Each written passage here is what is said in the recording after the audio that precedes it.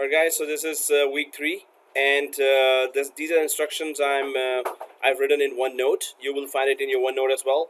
So when you enter the class onwards from today, just go to that portal.office.com and put your college email and username password for that. Username is your college email actually, and password whatever you know. So once you log in, click the OneNote application there, and then other information is that I will be uploading all slides on Office 65 SharePoint documents area. So this access will be there for the duration of the course, and all the OneNote pages can be downloaded within the browser by going to print and then print to PDF. So let me just show you quickly that how you can do that. So I'll just go to portal.office.com, enter, and then okay, so I've logged in and there's OneNote here, right? This is OneNote here. So once you log in, you will see all these applications here. So don't go to class notebook, go to OneNote. Well, yeah, that's teacher's perspective, I'm telling you. Okay guys, and then for you it would be there in shared with me, right? For you, when I share the OneNote with you, it will be in shared with me area, this one, right? So but how to do the print to PDF, which is good to take at the end of the class when I have placed all the diagrams as well. So it's better to download that print to PDF at home at night. By that time, of course, I would have organized all the notes for that day. So I'm just gonna click the 740 class here, and once now this is 740 28 July class, and week 3 is there. So how can you print? You can just go to the 3 dots on the right side, top right side of the Google Chrome browser, right? And then you can, well, okay, I think I did something. Okay, so yeah, I'll just go to that 3 dots here. This is the print, which is not available because I clicked some button and it is in the print. Seriously, I mistakenly clicked the print button. So there's a print button here, and this is print to PDF, right? So it just asks where you want to download that in your drive, and then you can download that OneNote page where I've put all the notes and all the diagrams. So you would have this, downloaded for you. Now this is, I'm gonna keep on reminding at the end of every class that please print to PDF today's note at home, because at the end of the class normally I put all the diagrams there. So if I just show you the previous pages there, this is week 2 with the video link there for the previous class, and then these are all the notes, so you can just download print to PDF. Now with print to PDF, one more thing is that keep that download going. Do not expect that it's all downloaded right away. Print to PDF takes time to download, right? So it's all recorded in the video as well. When you see the video, you would just see what I'm talking about, print to PDF. Now let's continue with week 3. So on week 3, first of all, I hope you've logged in from portal.office.com, and so there's that OneNote that should be open. Morning. Oh, there's somebody. Someone? Yeah. Oh, actually, there's a lot of someones here. Pretty much every seat is someone's. This is mine. From previous course, yes. No, this one.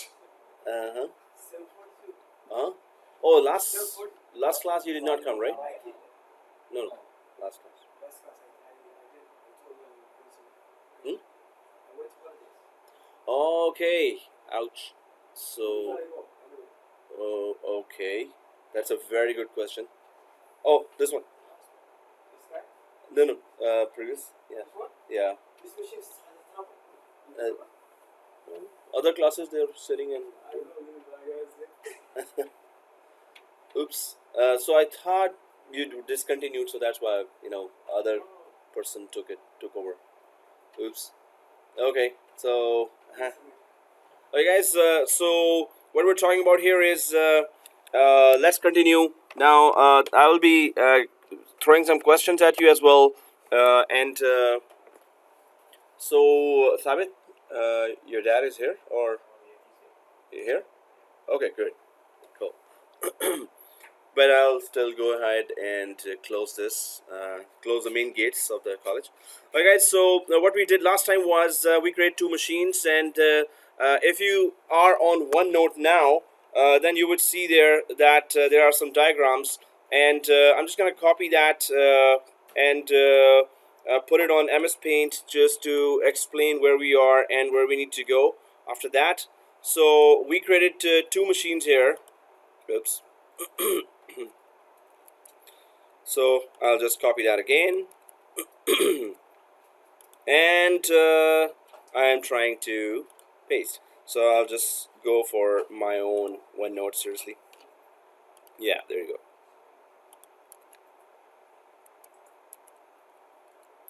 Yeah. So we create two machines here. We gave so first we created the template machine.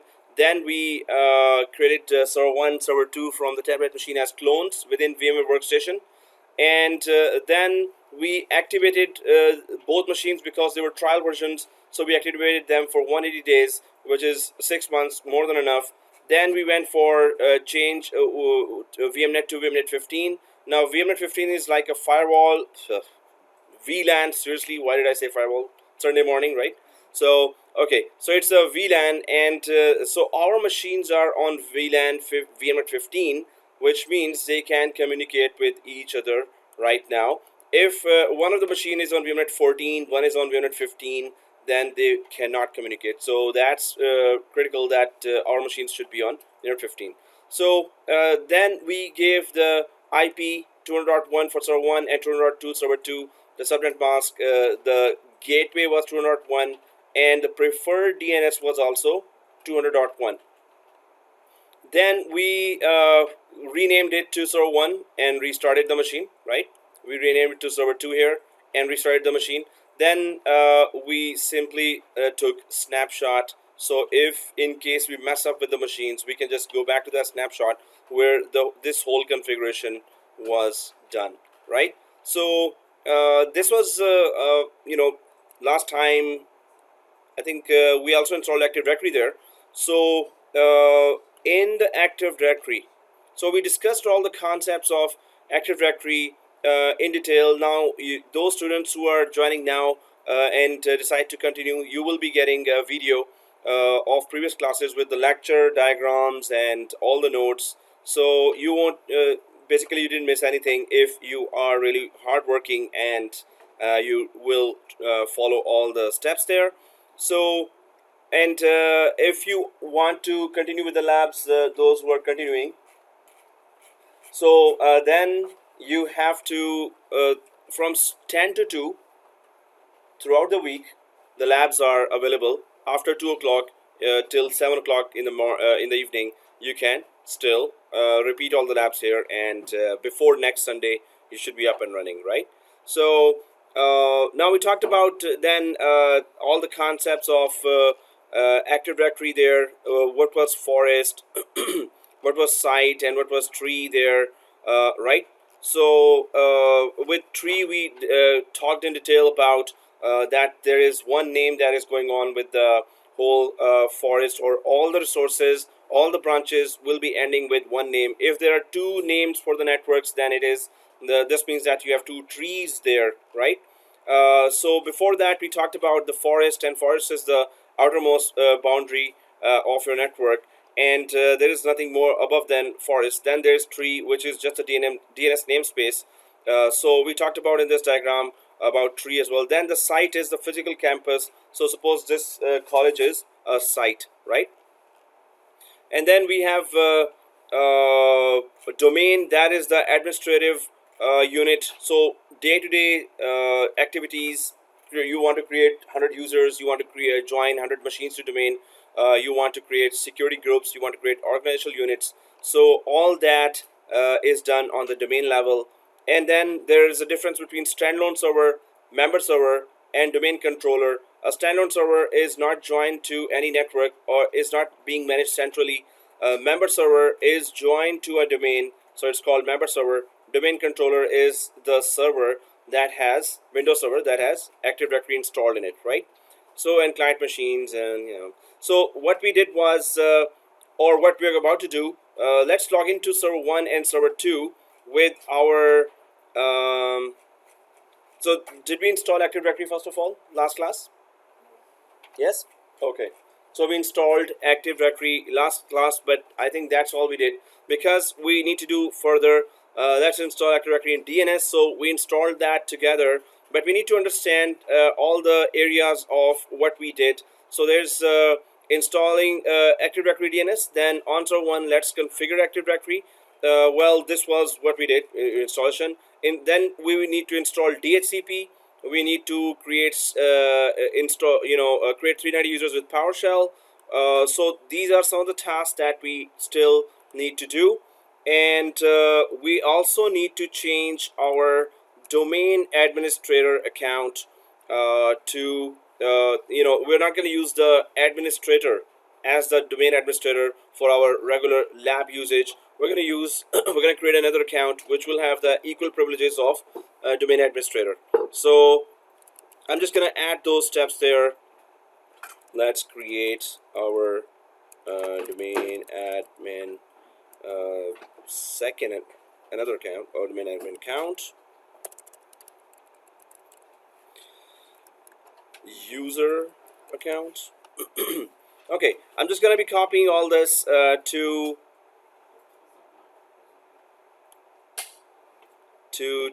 week 3. So today would be week 3 of the course, and on week 3 again I'm saying that when you enter the class, please log in to go to portal.office.com and connect to OneNote, right? So this is what you're supposed to do in every time when you come to the class. At the start of the class, go to portal.office.com and then put your college email and the password there, right? So I hope you're all connected to OneNote, and I hope you all receive the college email, and I hope you know the password of college email, right? Okay, guys, let's go ahead. And what we need to configure right now is the basic network with best practices from Microsoft. So for that, we have the 2 machines already. Now, yes, sir. It's Understand Lab. So we have there server 01 and server 02, and till now what we have done is we have installed Active Directory and DNS, right?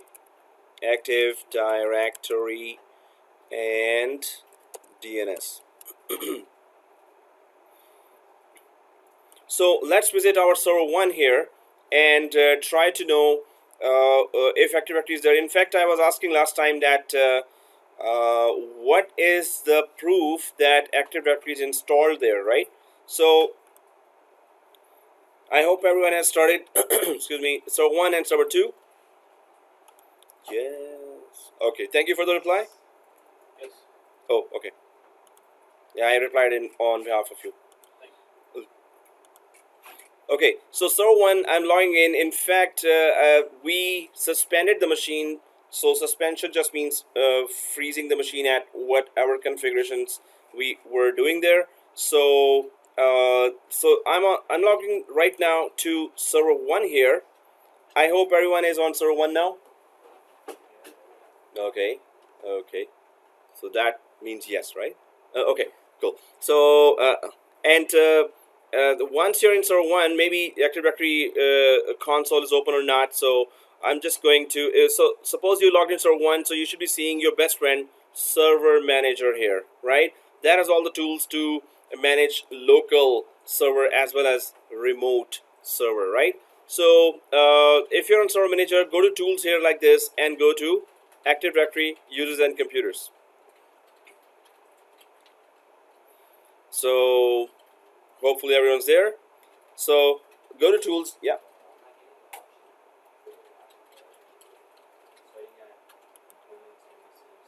Okay, so are you logged into server 1? And then server manager is open for you? Oh. Oh, then you should see tools here. This one.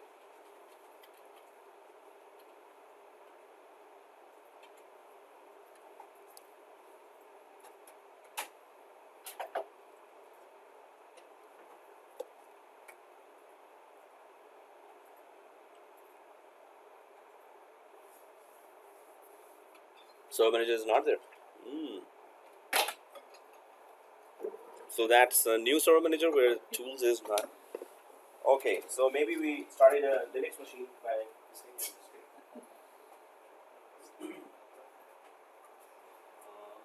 Oh, we didn't install it. Oh yeah, last time you were able to come up with that.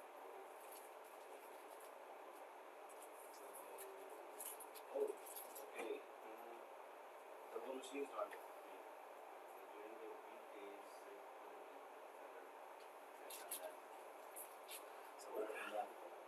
we're competing with our because the machines are not very hot.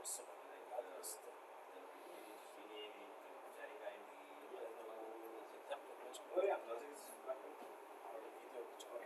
yeah. And at 12 o'clock or 2 o'clock, you can just copy another machine. The name would be Nazik, but you will be able to catch up with us right away. And you know the password, right? I'm okay. It's the same password. So I'll just follow the rules and I don't have any activity. You have I don't have any certificate or something. yeah. So he's new, you're new. So today this is back in because that's a lot of steps we did. So during the weekdays, you can come here. Are you able to come here during the weekdays? So after 2 o'clock, after 2 till 7, 2 p.m. to 7. For practice, Yeah. now just to follow the. So right now you have to follow. You have to come to this machine during weekdays, and you have to install everything by following the video. Right.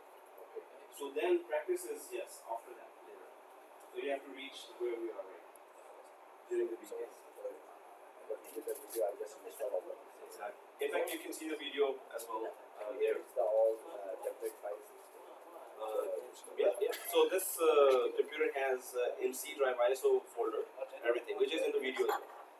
If you have headset right now, you can even listen to the previous videos. Wow.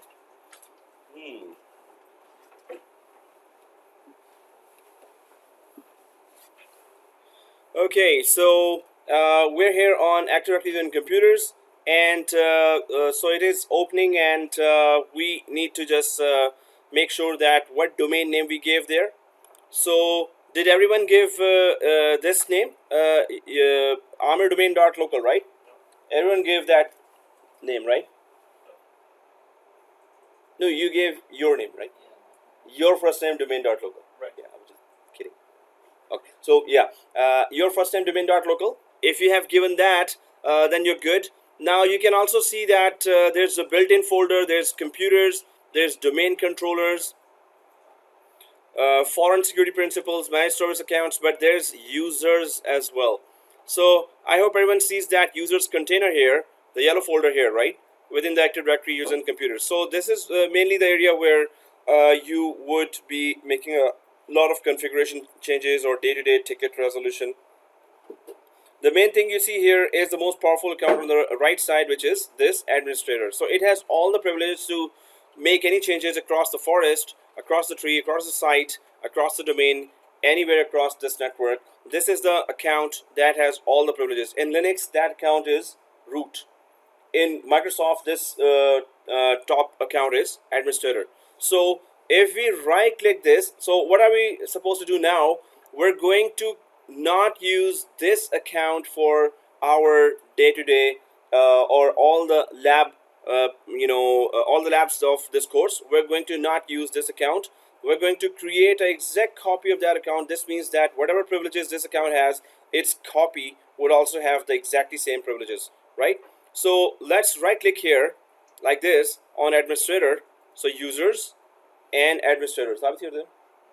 Are you logged into tools? Oh, oh okay, cool, cool. And copy, so administrator, and then copy. Once you copy that, so we're just going to give another name here. Let's just give netadmin. Another class I asked that let's give the name your first name admin, but because our domain is your first name domain as well, so it got confusing for some students. So netadmin, and this is the account. Actually, it could be any name. So and just copy the same thing and put it on user logon name as well, right? So netadmin. Now we're going to use throughout the course this domain administrator account. This is the forest administrator as well as domain administrator. This is the enterprise admin. This is the schema admin. This is the administrator as well. So all the rights are to this account. So if you have copy pasted this name here as well, then click next.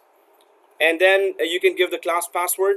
I hope we remember what was our class password. So I'm just going to put down here as well. It was whenever it is asked that you put a password, just put a class password like this: small abc, capital abc, keep pressing shift 1 2 3, gives you exclamation, at sign, and pound sign, right? So the class password would be this: small abc, capital abc, shift 1 2 3, right? So wherever it asks for password, just go for class password. If you want to go with your password, just don't forget it, right? So yes sir. For the user login name, do we have to create as a capital letters in? No, it's not case sensitive. If we have a capital or not? No. Is that some apps like No, so it is not case sensitive, and even with some apps, it's okay. Oh, okay. No, not case sensitive. We want to add this netadmin to the enterprise. Yeah, like instead of the creating new user, can we rename the administrator account? that guy is a backup for us. Suppose we forget this netadmin password, or there's some corruption with this account, so we will still have the domain administrator whose copy we created, right? So this will be a backup for us. And this happened in one course. After that, I was like, whoa, I was stuck, and everyone was staring at me. I had to troubleshoot my way out, seriously. I had to crack the password. Anyway, and I didn't know the administrator password as well. I changed that too. So anyway, so guys, here, password. So it's a small abc, capital abc, shift 1 2 3. In production environment, we don't need to disable this account. Production environment, we rename it and we change its password, and we keep changing its password, and we never use it. And we just create a new user name with the name of the user, and then add it to the administrators group, and then enterprise administrator, whoever is needed. So only few are in enterprise, 1 or 2 guys. So we have to rename it, right? Well, as a best practice, yes, we should change. We should just rename it. In fact, we can do it now, but or I'll just tell how to do it. But many of us are new here, so when I say go to administrator account, then I have to go to each machine and actually tell them, hey, this is the one I'm talking about. So, okay, guys, then there is that user must change password at next logon. So because this is the administrator account that we're going to be using, so we don't need to check that. But when you're creating an end user account, at that time you must check that user must change password at next logon. The second thing is user cannot change password.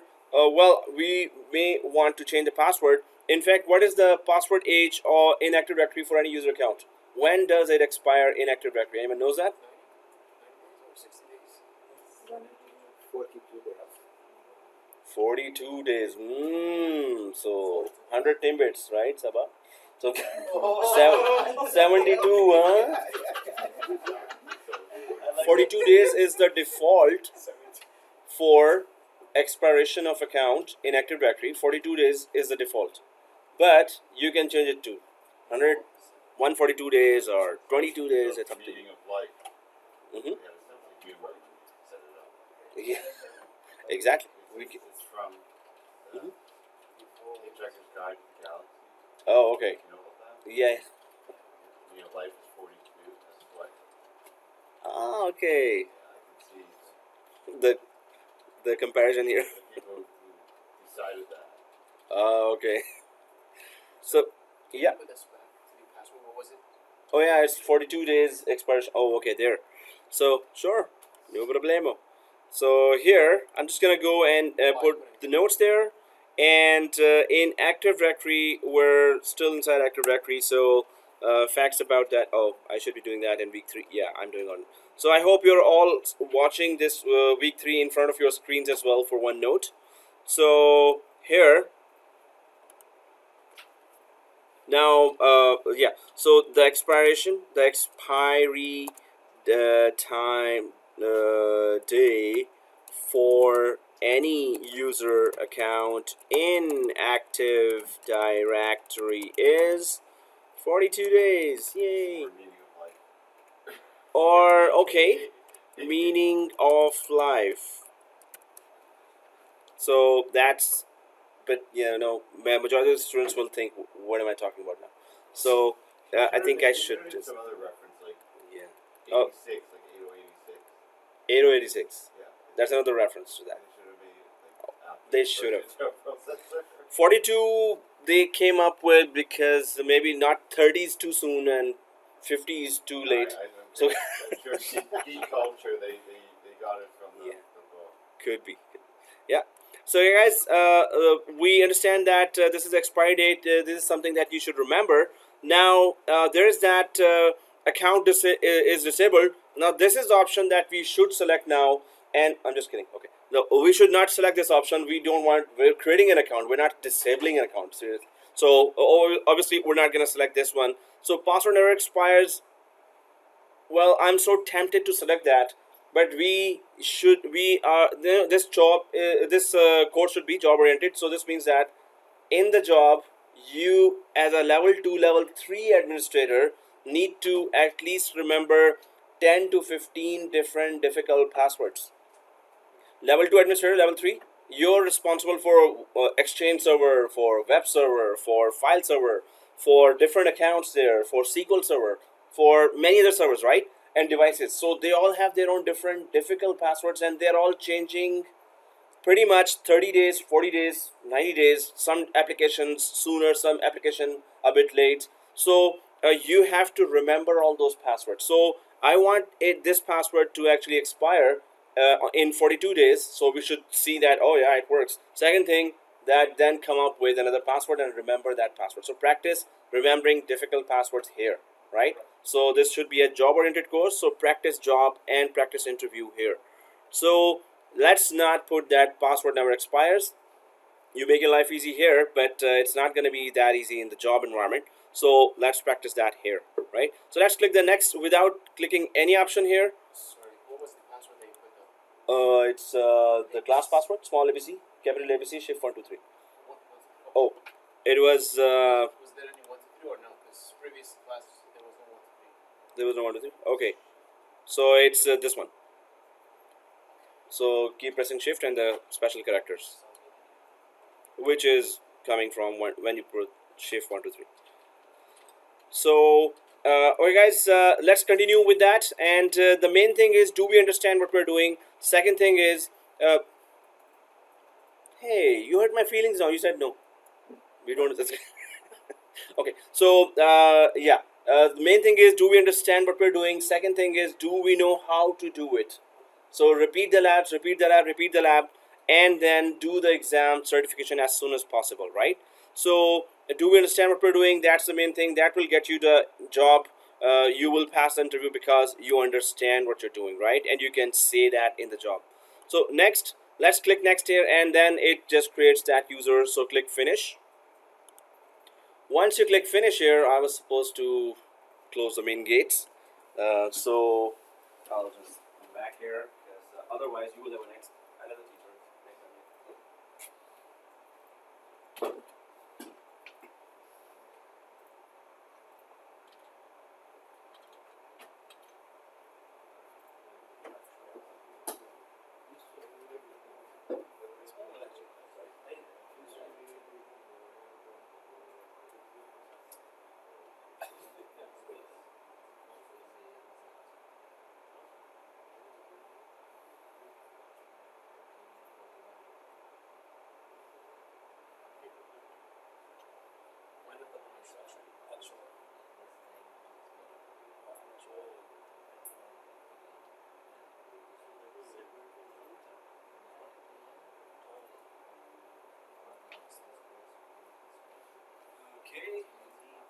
It's a nice long walk, and which I really need. Okay, guys, let's carry on with that. We've created that account, netadmin. So normally, what happens in security best practice, because this is the account that hackers would also know that this is the top account, so they would really love to hack this one. So normally, what happens is that it is renamed to some weird name, and the password is changed every some time. 30 days, 40 days, 50 days, 20 days. So we can just right click on this administrator account as well. And I'm just giving you an example of that. We can rename it to some really creative account like uh, this is not admin account hackers. So you can just make it so weird that hackers would not ever think that this is the actual account that we are supposed to hack. So you can come up with some name there. I'm just kidding here. Yeah, right. This is just a joke. So they will know that right away. That, oh, okay, this is the administrator account, because they're saying this is not, right? So this is not admin account hackers. So obviously this means we are inviting those guys here, that this is the administrator account. But anyway, in one company we put their U2358MG5, and that was actually a domain administrator account, right? And we were changing their password, its password with the script. So you can just put anything here. I'm just going to click anywhere else and click no here. I'm not changing that right now, but you can just rename it and keep changing password regularly as a company policy, right? So that's a security best practice we're talking about. We don't have to do that here because we're still learning here. And if we needed this account, because if we messed up with our netadmin, then it's not going to be that good. So let's keep it like that, but we're not gonna use from now onwards this administrator account, right? We're not gonna use onwards from now this administrator account. So what we need to do is we need to log out from this administrator account and log in from this guy netadmin account. We need to log in from netadmin account. So how do we log out? We go down to this Windows key here, Windows not key, Windows icon, and in Windows 20. So do not get confused with this Windows icon and this Windows icon here. This is Windows 10, which is your host, and this is the virtual machine Windows icon. So you should know the difference between the two. So this is a virtual machine window icon, and let's go ahead, and there's a sign out here. I hope everyone's able to see that and do that. So just go to the shutdown or sign out and sign out here, right? Once you click the sign out, and then let's use these three buttons to send the control or delete, which will let you log in again. But this time you're going to log in from netadmin account with the class password. So today the temperature would be, I think, 37. It's going to reach 37, right?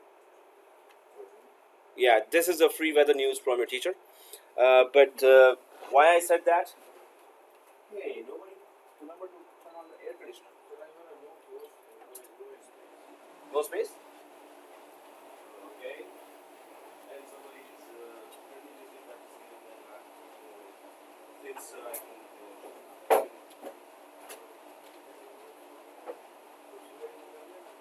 Well, till now.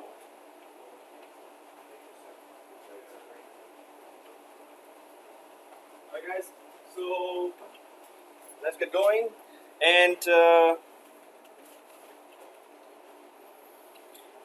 let's select these three buttons here, and it will send control or delete. And do you see other user here? So let's click the other user after selecting these three white buttons here, send control or delete, and then click the other user, right? If we're clicking the other user, then just put here netadmin, right? Netadmin, and the class password is small abc, capital ABC. Keep pressing shift 1, 2, 3, which is exclamation, @ and pound sign. So if we have done that, so netadmin and the class password. Anyone having issues? No? Yes? Maybe? Okay. No. So let's go ahead. Yeah, some of us are bored to death now, and others are like, oh wow, that's cool, that's new. Yeah. I was reading an article the other day about the administration accounts. Uh-huh. Hackers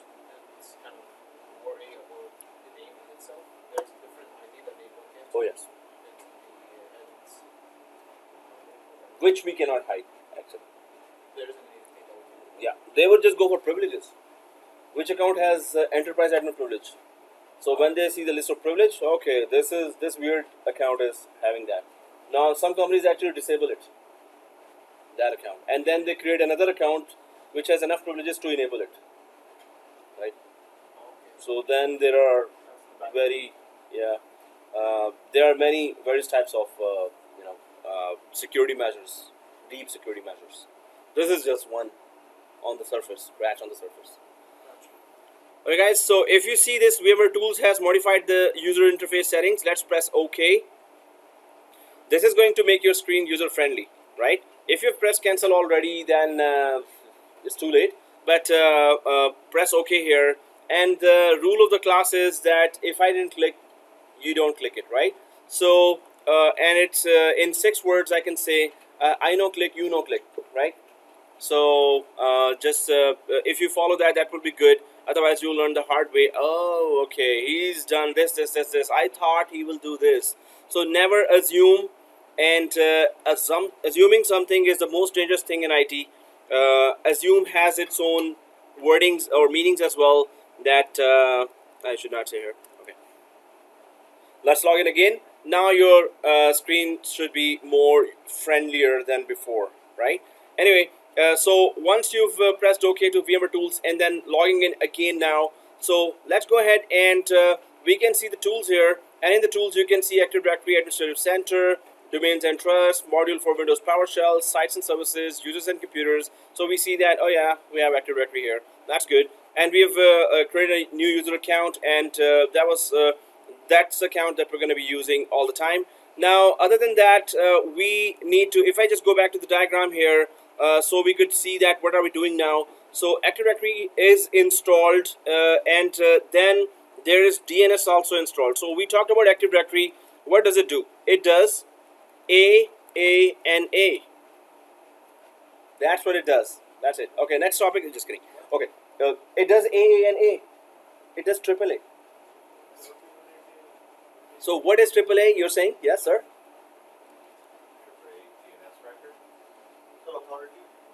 No, so DNS has A records. Oh yeah, I never thought this way. DNS has A records. No, but this is different. Authentication, authorization, auditing or accounting, both are set. So I'm just going to put that authentication, authorization, and either accounting is mentioned or auditing. Pretty much both, are same things. But some say no, it's auditing. Some say no, it's accounting. Okay, both are okay. Both are the same things, right? So authentication, authorization, and accounting. Active Directory does that. So authentication is, so is this user account available or existing in our AD or Active Directory? So is this our guy or not? Basically, that's what it says. Suppose you were coming from outside of college, and there was that card-based access. So you will be first authenticated when you are entering the college, right? You might put a card there, security card, and the door will open. So this means you were authenticated. You're our guy. So second thing is authorization. That is that what resources this user is allowed access to, and what resources this user, wow, I'm writing the whole thing, user is not allowed to access. So once you are determined that yes, this user belongs to our company, our network, then okay, this user is allowed to print to that printer, black and white printer, but this is not allowed to print in the color printer, suppose, or any of the floor 2, floor 3, floor 4 is this user has access to, 5, 6, 7 this user has no access to, right? So it is like that. Authorization is you have access to some certain resources and you do not have access to certain resources. And then next thing is that accounting. and that is that how much of the network resources were used. Network resources were used. Also, all the events are saved in text file with timestamp. So accounting could be when you are creating especially or configuring auditing. So this means that who logged in at what time for how long and what resources were used, right?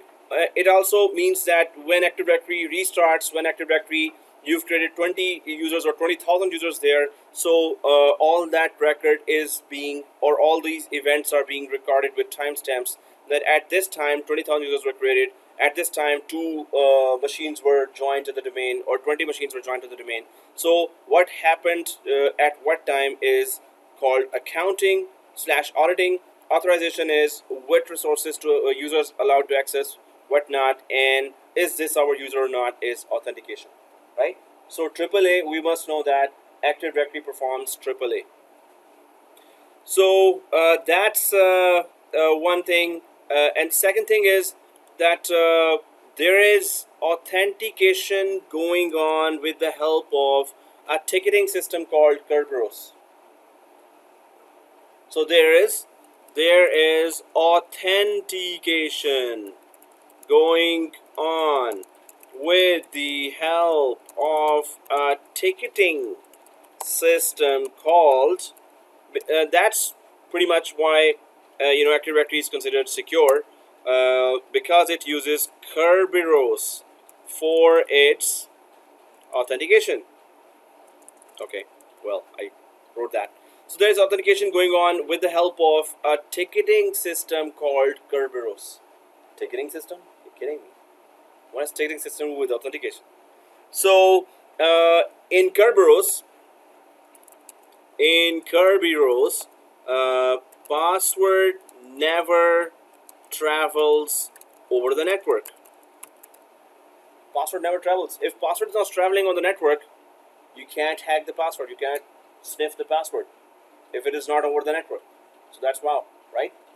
So Kerberos is that authentication system in the background of Active Directory that is actually making it happen, and it is letting us securely log into that. But then how does it work when the password never travels over the network?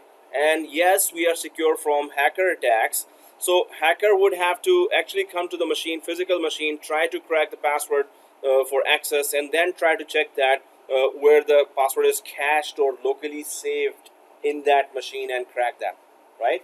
So this is longer process than and better than if the password were traveling and that's it. Okay, have a Wireshark. So there's a tool called Wireshark. You can sniff all the data from there, and you can. There are many other sniffing tools that can sniff the data or grab the data from the over the network, and then you have other tools to actually crack the password.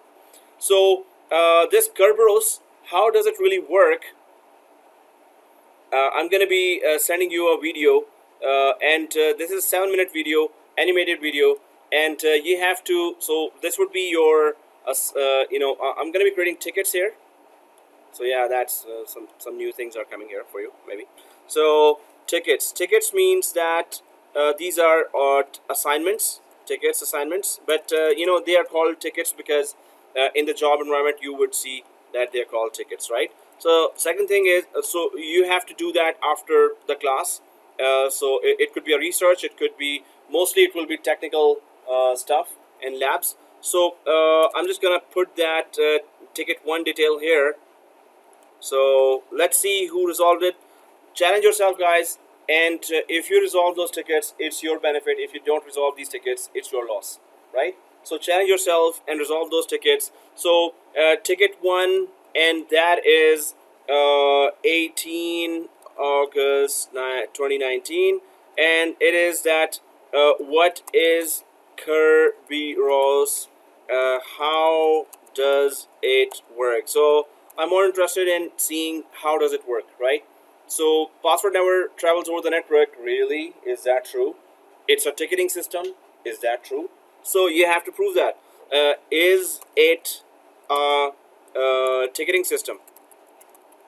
And does password not travel over the network? So suppose a username is logging in, and username password is placed there in a machine here, and the server is on, suppose, so user is in first floor, server is in floor 20. So over the network, the user's authentication request is going over the network. So is password not traveling with it? So how would then Active Directory know that this user is our user? Because of what? What information is Active Directory reading then if it's not the password, right? So there's that very cool video about Kerberos that I'm gonna put the link there, so I'll just make it easy for you. But if you understand Kerberos, that's really important for you, right? And seriously, okay, there are many videos here, but one is from Nuggets. Okay, I'll just put Nuggets here quickly, and then we'll go ahead. Nuggets, I think it was quick nuggets, or yeah, micro nuggets. How Kerberos work exactly? This is mucho How importante video. Kerberos works. Okay, Hi, mucho I'm Don Jones, importante, and as you right? probably know, So I'll just put the link for here, for that video here. You have to create your notes. So how do you do that? Create your notes, put it in MS Word, and then email me at say at netpluscollege.ca. So this is in your OneNote. That's why OneNote is so important, because everything is communicated here. Also in important information, since we're on OneNote, so I've put that link for all downloaded software to download, all ISOs, Windows 2016, 2012, Windows 10, and my email and my phone number is there as well, right? Anyway, so I'm just going to go back to there. So this is ticket 1, and the SLA, or service level agreement, or when do you want to submit. SLA is before the next class. You need to submit that in your own words. Do not copy paste. So SLA is before next class. Resolve this ticket before the next class, right? Service level agreement. Yeah. So now this let's just go ahead, keep going ahead, guys. And we were talking about this, the Kerberos. So Active Directory, authentication, authorization, accounting, and then the authentication works with the help of Kerberos, which is a very powerful authentication system. But you need to know how. So this 7-minute video is this is the easiest way the guy has explained. There are many other videos. Go ahead, watch them as well. But I think that's the easiest way you can understand. Oh, that's what Kerberos is. So, and watch the video 2 or 3 times. It's there's first time I don't think you're gonna get it. I didn't get it first time, so I had to watch it 2 or 3 times. Then I thought, oh, okay, now I get it.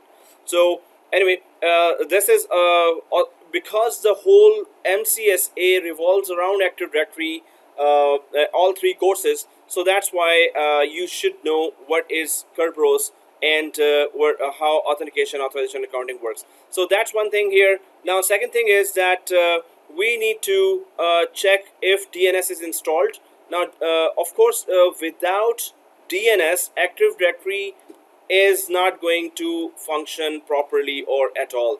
So AAA is being offered by Active Directory, while name resolution is being offered by DNS, name resolution. So this means DNS is offering, so DNS is name resolution. So in interview you should say that obviously they're going to ask in majority of the interviews, they ask that they start from the basics. What is DNS? So just say it's name resolution protocol. It is name resolution protocol, and it resolves host names to IP addresses and IP addresses to host names. Just give it simple words and they won't cross question. They, oh yeah, the guy knows. Yeah, let's go ahead. Next question. So it resolves host names to IP addresses to host names. It's a name resolution protocol. Second thing is that DNS is a must, because in Active Directory, in Microsoft Network, all resources are accessed by name, right? So it's not by IP. So they need DNS all the time. In Microsoft Network, all resources are accessed by name. Now we need to check if DNS got installed when we installed it last time or not.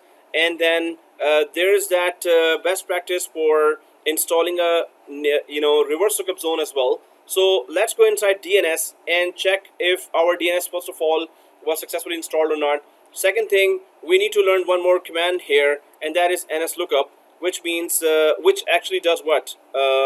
It abbreviation is name server lookup, and lookup means search, right?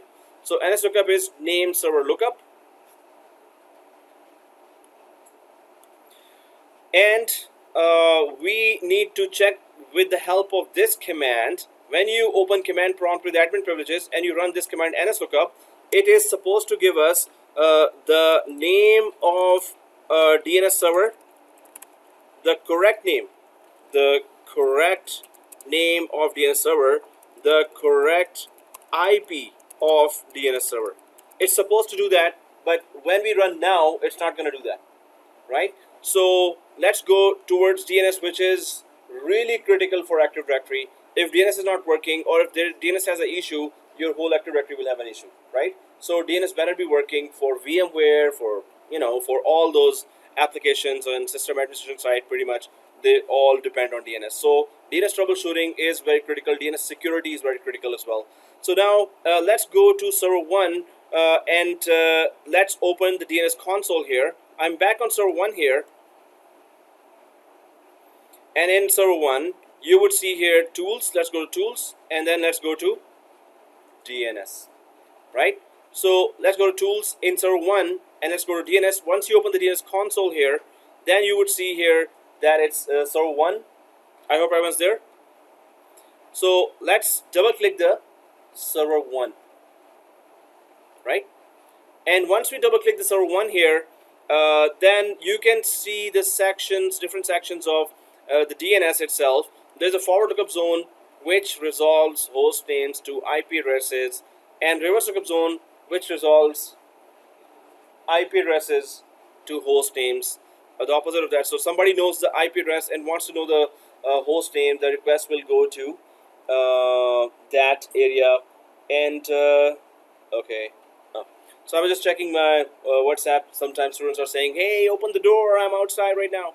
Okay, anyway, so the reverse lookup zone, somebody has the IP, wants to know the name, the request goes to reverse lookup zone. If somebody knows the name and wants to know the IP, the request goes to the forward lookup zone, right? That was too fast, right?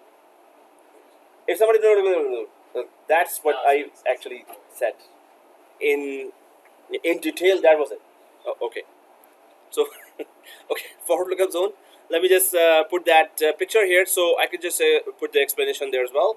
And that's snipping tool. They have improved the snipping tool, and not sleeping tool, snipping tool, and that is so cool now.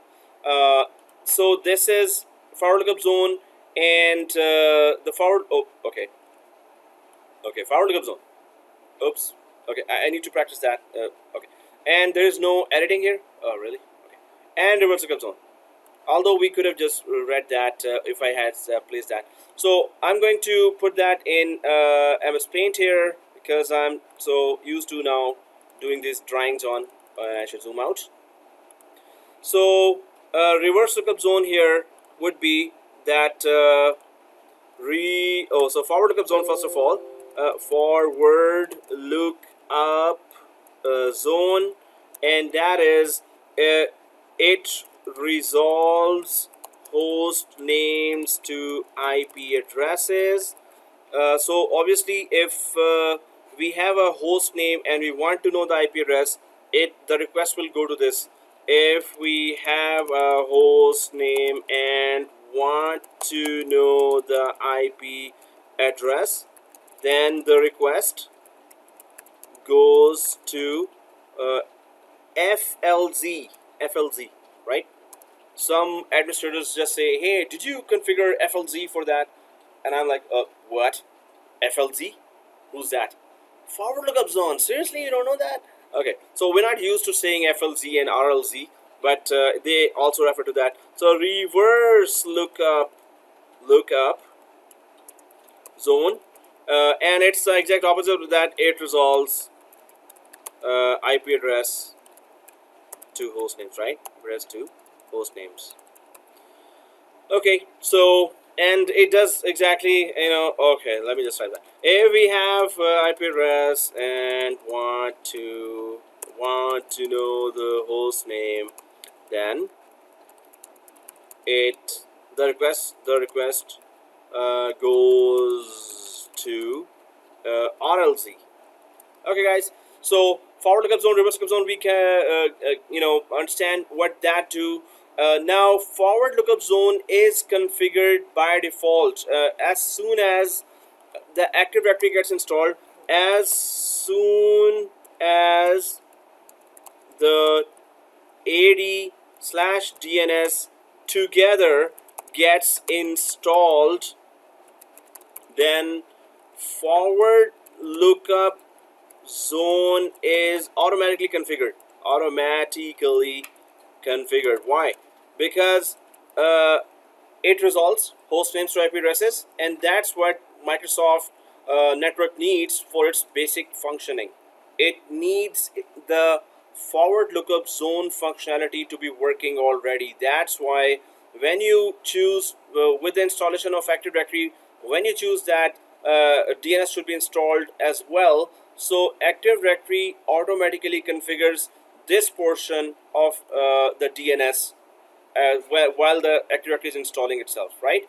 If we uncheck that DNS option, then we have to install DNS. We have to configure manually the whole thing, and that's like we can make a mistake there, right? So Active Directory perfectly configures the forward lookup zone, so at least the host name to IP resolution is working fine, because without that, Active Directory network will not work, right? Active Directory network will not work if you don't do that. So forward lookup zone is configured. Then the opposite of that is that Active Directory does not need reverse lookup zone for its working, day-to-day working. So this zone is not configured when AD/DNS are installed together. This is not configured, right? So this is but this is used as a best practice with many enterprise applications. So if suppose you I hope we know what is Exchange server. Exchange server is an email server, right? It sends and receives emails. So when you have Exchange servers in your organization, normally you must configure reverse lookup zone. Why? When your organization is sending emails, other organization cross check. They send a packet to check if this Exchange server has a IP given to it, and that they can only check if there's a reverse lookup zone configured, right? So if suppose you did not configure reverse lookup zone and you're sending email for a company, legit emails, business emails, that's good. So and the other Exchange server decides to cross check you that do you have an IP or not, and you don't, because reverse lookup zone is not configured. So they might block your emails from coming to their organization. That Exchange server can flag your Exchange server as a spammer. Spammer means your company can be blacklisted in all online, blacklisted servers that which are known for spamming, right? If your company domain name is in the blacklists that are maintained by global databases, then it takes months to get your name retrieved, and you really need to retrieve that name because you're doing business with a company name. That name is blacklisted. You won't get a business. This means you've been spamming, right? So your business goes down because of that. Yes, sir. So for the exchange, they are getting the public IP address of the. Yeah, they're getting so. This is security best practice. Security, they cross check always. Not only the other Exchange organizations, but the databases which are maintaining blacklisted spammers, right? They also cross check your Exchange server because you're sending it to the public, right? So public IP, yes, they can send and receive emails, but cross-checking your IP, that reverse lookup zone has to be configured for that. But we can access to the private IP address because they like the private IP address, right? No, so they Yeah. cross-check with the ISP's DNS. ISP's DNS also put the IP to reach this exchange server in their reverse lookup zone as well. So then, with ISP ISP's DNS, if it is your reverse lookup zone is also, or your IP of the exchange server is also mentioned there, which is normally mentioned with port forwarding. So with port forwarding, public IP first gets hit, then it goes to the actual machine there, right? With port forwarding, so it basically reaches exchange server. Those packets also reach port 25, forwarded to this private IP. And do you have a reverse lookup zone? Okay, good, checked, right?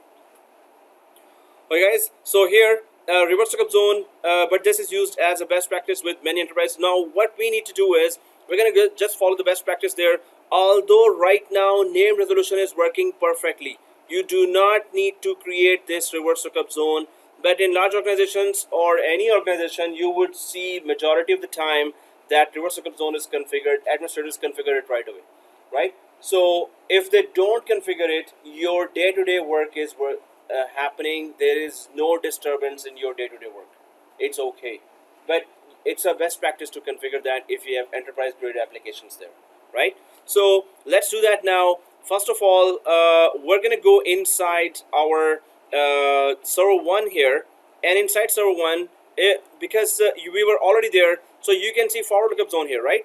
So once you see forward lookup zone, expand that forward lookup zone now. Expand that forward lookup zone. So you would see different folders here. One is your domain name as well. That's what we created last time, right? So once you install Active Directory and DNS together, it has configured the forward lookup zone at least automatically with the correct configurations. So it's very recommended that when Active Directory is installing for the first time or second, third time, then let it install and configure its DNS and forward lookup zone itself. Let it do that. Don't mess with that, right? Unless you're an advanced user, advanced administrator, and you know each and every configuration of DNS, let Active Directory do that, right? So once Active Directory is installed, you can see that you have a zone for your domain.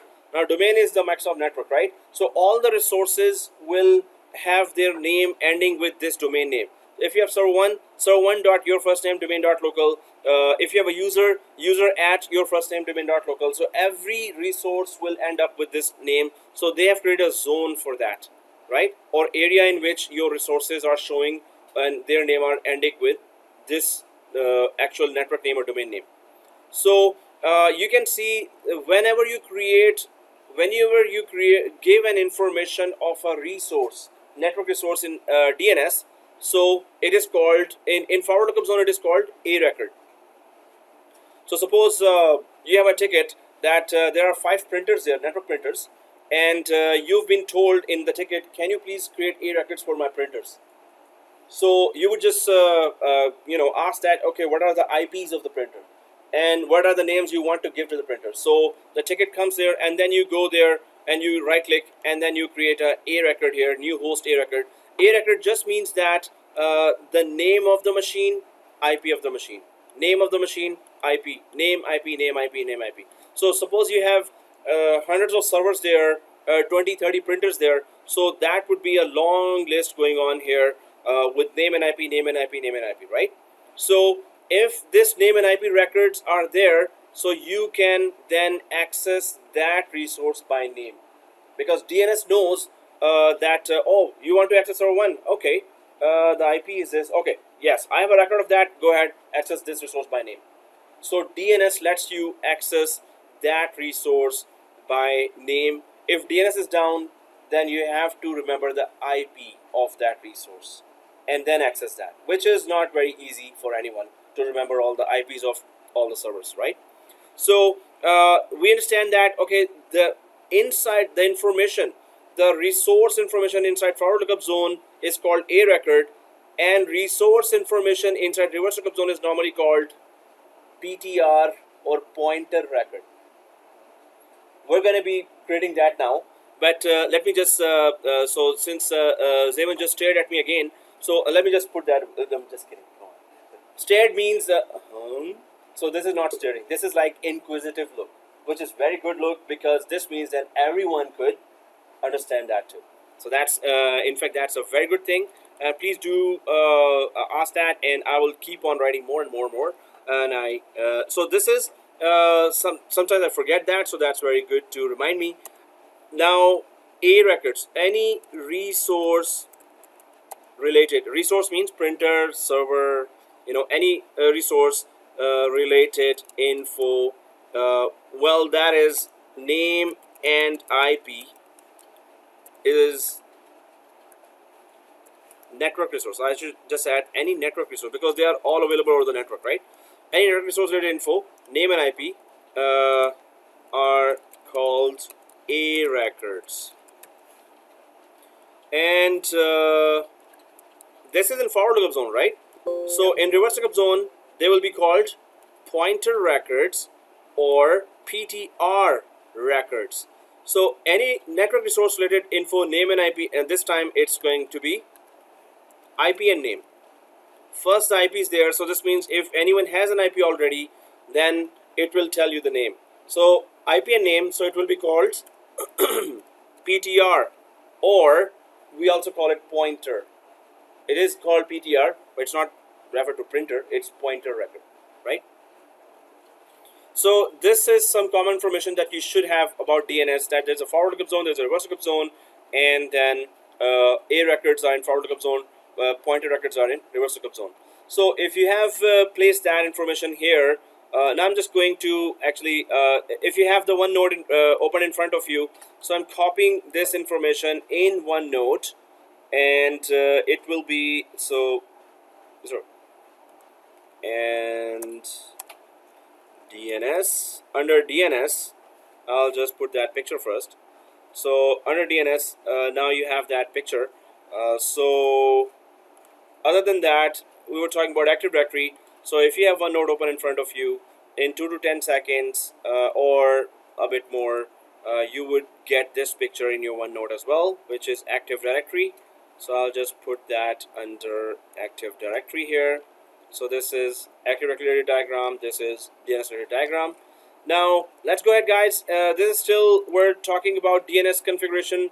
So we know that forward lookup zone is configured, but when we go to reverse lookup zone, it is not configured. As we know already, forward lookup zone is needed for the day-to-day working of your Microsoft network, but reverse lookup zone is created for best practices, right? So reverse lookup zone, let's right click that and click new zone. On reverse lookup zone, I hope everyone's there now. Let's right click on that and click new zone. Once you click the new zone here, then you can see welcome to the new zone, and then click next. Now there is primary zone, secondary zone, stub zone, and store the zone in Active Directory. So primary and secondary. Now those who are coming from previous courses would know that right away, that what's the difference between primary zone and secondary zone. Okay, who should I stare to? Oh, one guy is hiding behind the monitor screen, so you're safe now. Okay, so the other guy, let's see who's not hiding behind or who's not smiling, right? So the difference between primary zone, so primary zone and secondary zone would be that primary zone is read and write zone. You can make changes there. Secondary zone is a read-only zone. You cannot make changes there, right? So primary zone, it actually says there, creates a copy of a zone that can be updated directly. Secondary zone creates a copy of a zone that exists on another server. This option helps balance the processing load of primary servers and provides fault tolerance. Oh, actually, it doesn't say that, but it is still the read-only. When you try to make a change there, you will not be able to make a change in the secondary zone. So that's really important for you to memorize as well, that what is the difference between primary zone, secondary zone, stub zone. Stub zone is created in smaller branches, where full-fledged primary zone with its database file is not created or not needed. Suppose you have just 20 users, suppose you have just 10 users there. So stub zone is created there, which is just an intelligent redirector. Stub zone is an intelligent redirector, and that is, let me just quickly, that's it, create that.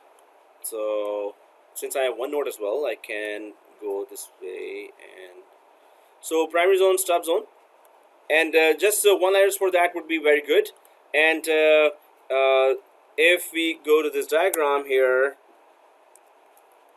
and so primary zone is read-write copy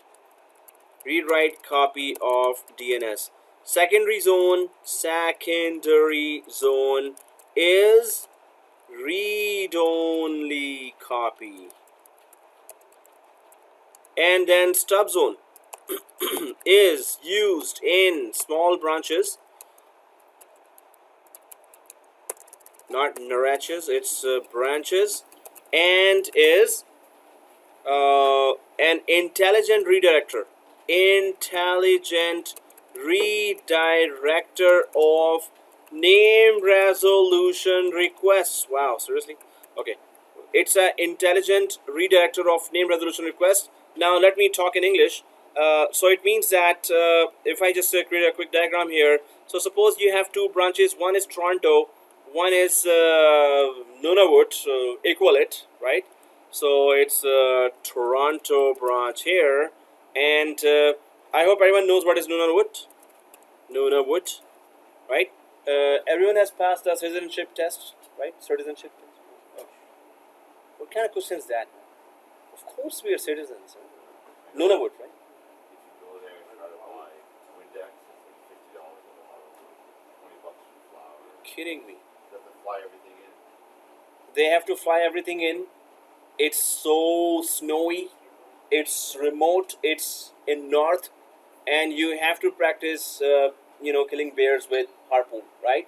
No, I'm just kidding. Yeah.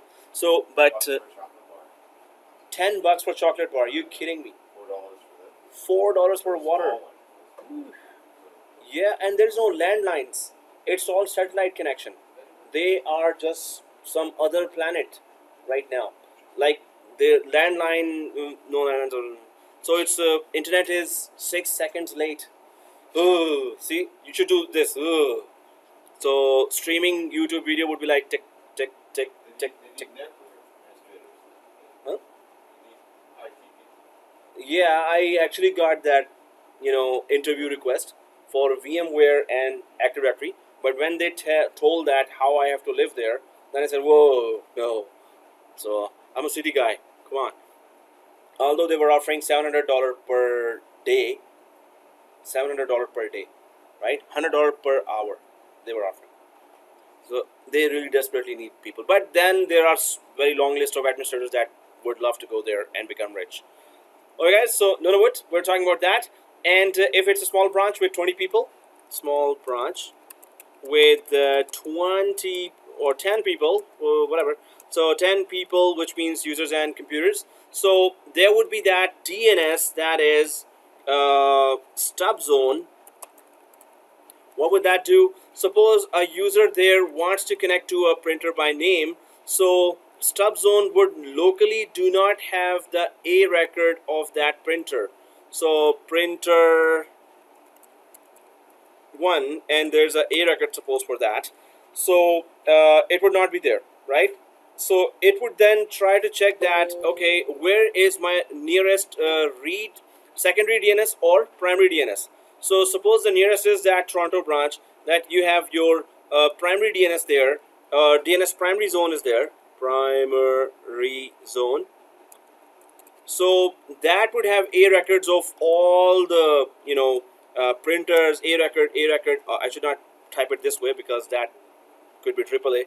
So A record, and that is name and IP of a machine, right? Of a machine. So this is called a record. So you would just see that a stub zone would simply redirect that to printer there. So stub zone, the user wants to connect to printer 1 that is available here in Toronto. So stub zone will receive the request and it will check that I don't know where that printer is, but I think I know, I can take you to who knows that. So it takes to the nearest primary zone. Primary zone tells that, oh, printer 1 in Toronto, yes, it is here actually. So, and this is the name and IP. So then the answer goes back, yes, it is here, and this DNS server knows that, and then the user gets access to that printer, right? So the stub zone just simply intelligently redirects that, oh, you want to access that resource? I don't know myself, but I can give you or take you there who knows that, right? So that's what stub zone does. It's just an intelligent redirector. So of name resolution requests. So stub zone and intelligent redirector. Seriously, why am I using so long words? Director of name resolution requests. I wish there were smaller words, shorter. Okay, guys, so let's get going. Now we're installing reverse lookup zone, and we then get to know some insights of our DNS. Now, this is reverse lookup zone. If you create a forward lookup zone yourself, these same options there'll be a little difference, but these same options will come there as well. So primary zone, secondary zone, stub zone, we understand that that's the main copy with you can change. Secondary zone is the secondary copy that you cannot make changes inside. Stub zone is just an intelligent redirector of name resolution request. Then there is that store the zone in Active Directory. Now that's very important, and Microsoft normally recommends that you should do that. What is that? So once you say that store the zone in Active Directory, the DNS is totally integrated with Active Directory. What does that mean? DNS will use the best security features of Active Directory. DNS will use the topology of Active Directory. So if we go for store the zone in Active Directory, the one-liner would be so store the zone in AD and dot dot dot whatever else is there.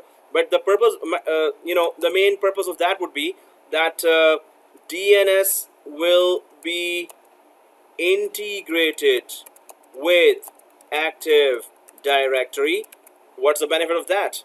So benefit one is that the DNS or inter DNS communication, which is not a terminology, I'm just using that, inter, between two DNS servers, DNS replication would be encrypted. Anyone knows what is encryption? What is encryption? Data that is scrambled. Data that is scrambled. In the Sunday morning, you're talking scrambled. And I'm thinking scrambled eggs. Breakfast. Come on, that is brutal. Tim Hortons.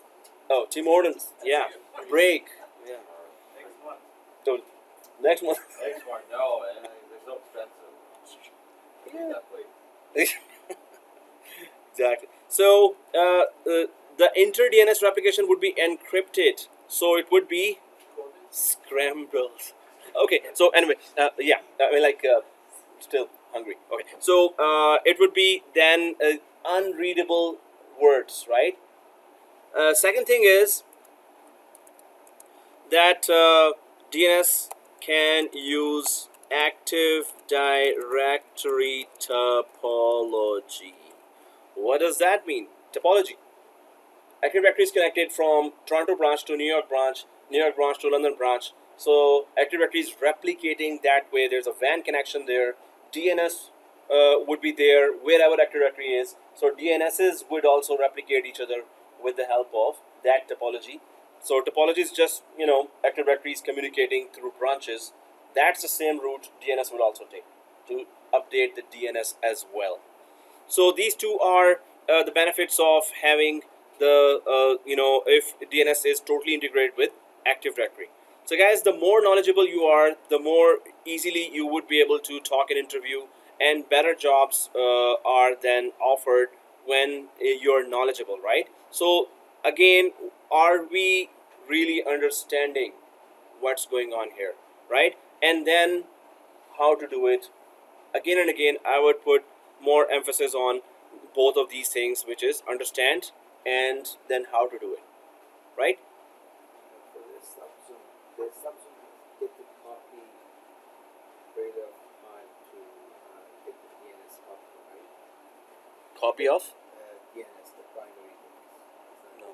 Subzone is just redirecting. If it has the copy of everything that the primary DNS is, then it does not have to redirect, or it can resolve all the queries locally. But it does not have a copy. It is not replicated. Someone is in that branch looking for the Yeah. printer. Yeah. So then it would redirect to the other DNS server. It would just forward the request. It will not resolve itself. They have to wait until The answer comes from the other DNS server that, oh yeah, I found it. But it will just forward the request. It's a small. the WAN and the connection. Yes, it depends on the connection as well. Exactly. Okay, guys. So let's. Sorry, Oh yeah, sure. for, because we have a DHCP server as well, right? Yes. So if we have a DHCP in the small branch, Mm-hmm. they are providing the DNS IP address DNS, right? Yeah. Yeah. So if the computer is getting the IP address, DNS IP address. Of the stub zone, not the not the other Oh, local DNS, right? They would get the IP of a local DNS. I was thinking. All DNS. Yeah. If you install the stub zone, then only that sub zone IP should be there. If you did not install DNS in the local branch, no, just go to WAN and connect to the nearest DNS server. Then yeah, let the DHCP give the IP addresses of the across the WAN. Installed the subzone. I was only after installing the same management DNS. Yeah. But there is Normally, no record, right? Yeah, there's no record. But it's like if there are so many queries there being generated and it is going to the WAN, so better put a stub zone there. That would intelligently direct, okay, your query should be going to that branch, not this branch. It would have the record of all the DNS servers, that's all. Right? If we install the RDC, RDC with secondary zone. secondary. Secondary zone is read only as well. In fact, when you install RDC with DNS, automatically it is secondary zone. You cannot make changes there. Right? RDC is read only domain controller. I think if we install the RDC, or DNS is a primary, it's not a secondary. But it's you cannot change that. Right? You cannot make changes in that DNS.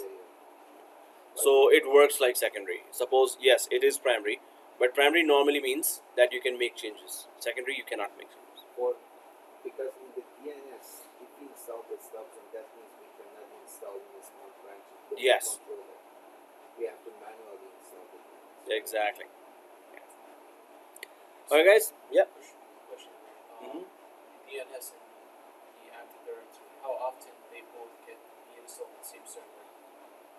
That's recommended by Microsoft. So most of Every time we should do that. They should be installed together and actually integrated together.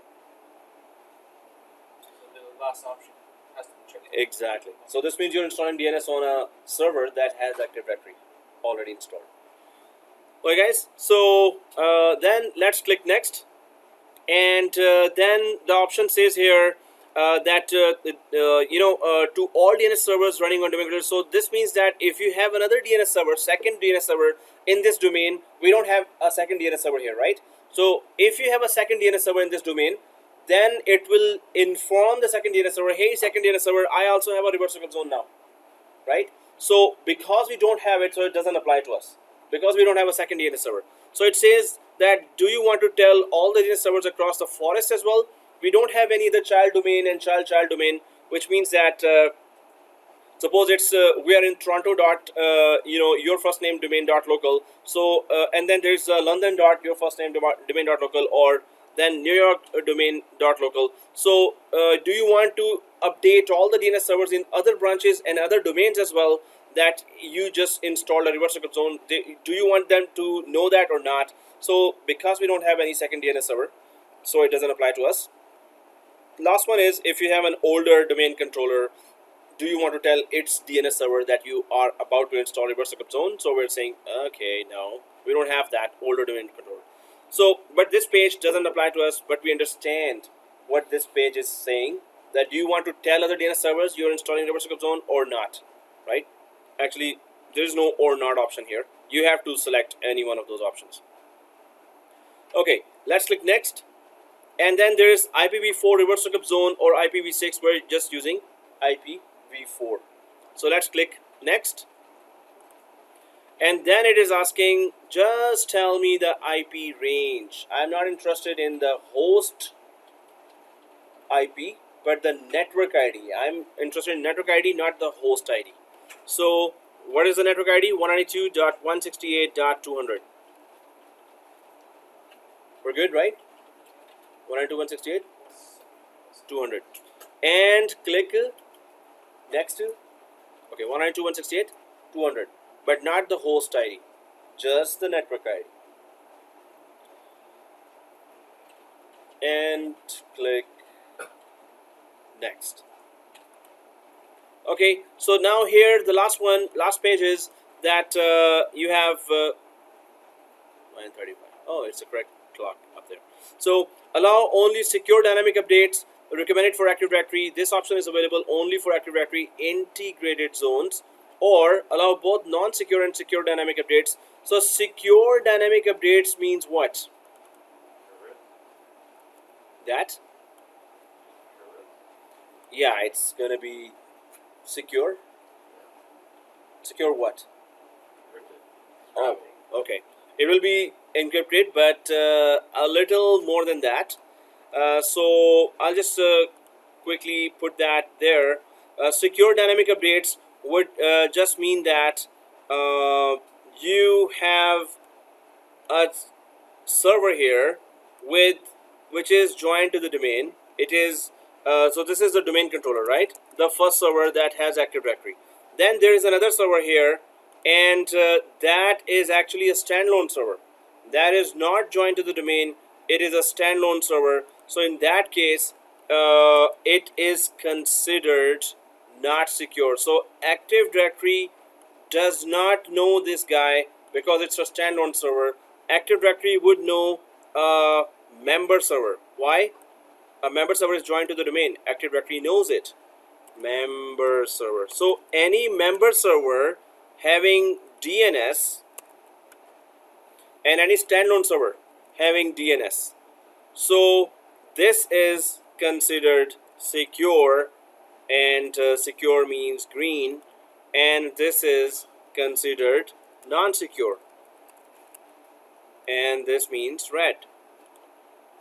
So member server is joined to the domain, and Active Directory knows this DNS server. If you install DNS server on a member server or another replica DC, when you have two domain controllers, the second domain controller is considered as replica domain controller.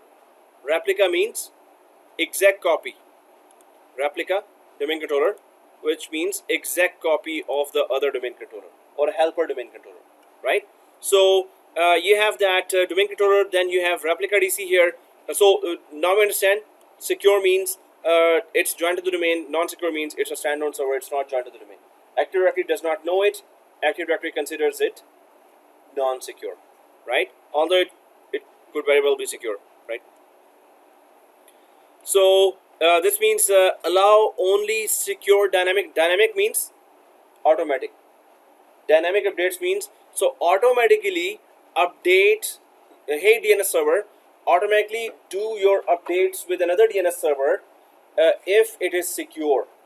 Suppose you introduced a second DNS server that is actually on a standalone server, but you selected this option. What will happen? Anyone knows that? You selected this option, but the second DNS server is installed on a standalone server. What will happen? No connection. So no updates, no replication will happen then. No updates will happen, right? Yeah. So, but if you select this option, then now you can update the non-secure ones as well. So Active Directory thinks it's non-secure, but we know that it's within our secure LAN environment. So obviously, we will have that domain controller as or DNS as secure, but it will consider it as non-secure. So let's stick to allow only secure dynamic updates, and do not allow dynamic updates means what? Anyone knows that? Don't update any secure or non secure. No. So do not allow dynamic updates. This means updates should be there, but not dynamically. What does that mean? Automatic. Dynamic means automatic. So do not allow dynamic updates means you create an A record here, then you will remotely connect to the other DNS and create that same A record there as well. No automatic updating each other. So I would not know why would anyone choose this, but it would mean that no automatic updates, right? So allow only secure dynamic updates. That's what we're selecting. And if you understand what this page means, then click next. And that's it. So it's completing the new zone. Yay! And let's click finito, right? So there's that reverse lookup zone created here. And let's expand the reverse lookup zone like this. Yes, sir. When do we choose the second option, allow both non-secure? So when you have a standalone server, when you have a server that is Linux server has their DNS called bind. So that DNS server is trying to communicate with this non-secure. If it's secure, Linux DNS will not be able to communicate with you, or the standalone DNS server will not be able to communicate with the DNS server that is integrated with Active Directory, right? So we have to say that DNS server, that server is not secure. Yeah, So from Active Directory point of view, it is not secure, but we know it's secure. It's in our environment. So we have to choose this option. Yes, exactly. Right? Okay, guys. So reverse lookup zone. Let's expand that. And I hope you did not put here 169 or here 193 as an IP, because then the next steps will not work for you if by mistake you have put the wrong IP here. So first of all, what we need to do here is that you can see that it is empty right now. At least it should be showing the machine IP and name as well. So if you slightly go up here, see this, your first name domain, click that. Once you click your first name domain, this is inside forward lookup zone. So inside forward lookup zone, you can see server 1, its name and IP is written there. But when we go to reverse lookup zone, and inside the reverse lookup zone here, and let's go ahead and click that now. So you don't see anything here. So normally the best practice is that whatever you have in forward lookup zone, its reverse lookup zone or its pointer record, every A record's pointer record should be created as well. When a machine's A record is created, its pointer, server 1's pointer record should also be there now. It's not showing there. So what we have to do something about that. So what we can do is, see this, are we back in forward lookup zone? Let's go to forward lookup zone and double click this server 1. Because it is an existing record, any new record from now on, if it is created, an A record, its reverse lookup zone will be automatically created, right? But this one we have to do manual. So let's go down here to server 1 and double click that. So what are we supposed to click here? Is there any option that you see familiar that will update the record in reverse lookup zone as well? Yeah, that's a simple one. Yeah. So update associated pointer record is there. Let's select that, right? Once we select that, let's click apply and OK.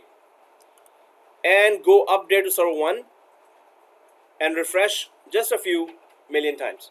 Refresh. So select here server 1, refresh, right? So now we have this forward lookup zone, and there's an A record there whose option for pointer record has been checked. So let's go inside reverse lookup zone and go here. So now do you see that pointer record there? Everyone sees that, right? So the pointer record is there now, which is very crucial to create. So once that is created, we're good. Now when you join server 2 to domain, its A record and pointer record will be automatically created there in DNS by Active Directory, right? When you join server 2 domain, you're joining it to Active Directory actually, but it will create its A record and pointer record in DNS automatically. So now if we go, now I haven't taken you to that command prompt to actually check the nslookup command there. So I should have taken you before doing all that. But let's go down to the, do you see the Windows icon here? Right click and go inside command prompt admin. we need to run the ns lookup command now, right? We need to run the ns lookup command here. So let's click the command prompt admin,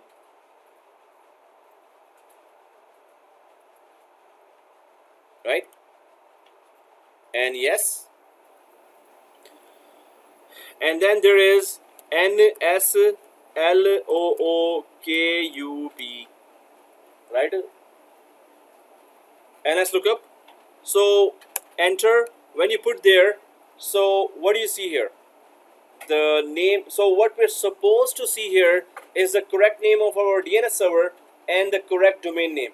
What we're supposed to see here. So we're not seeing. So what is the correct name of our server DNS server here? Server 1.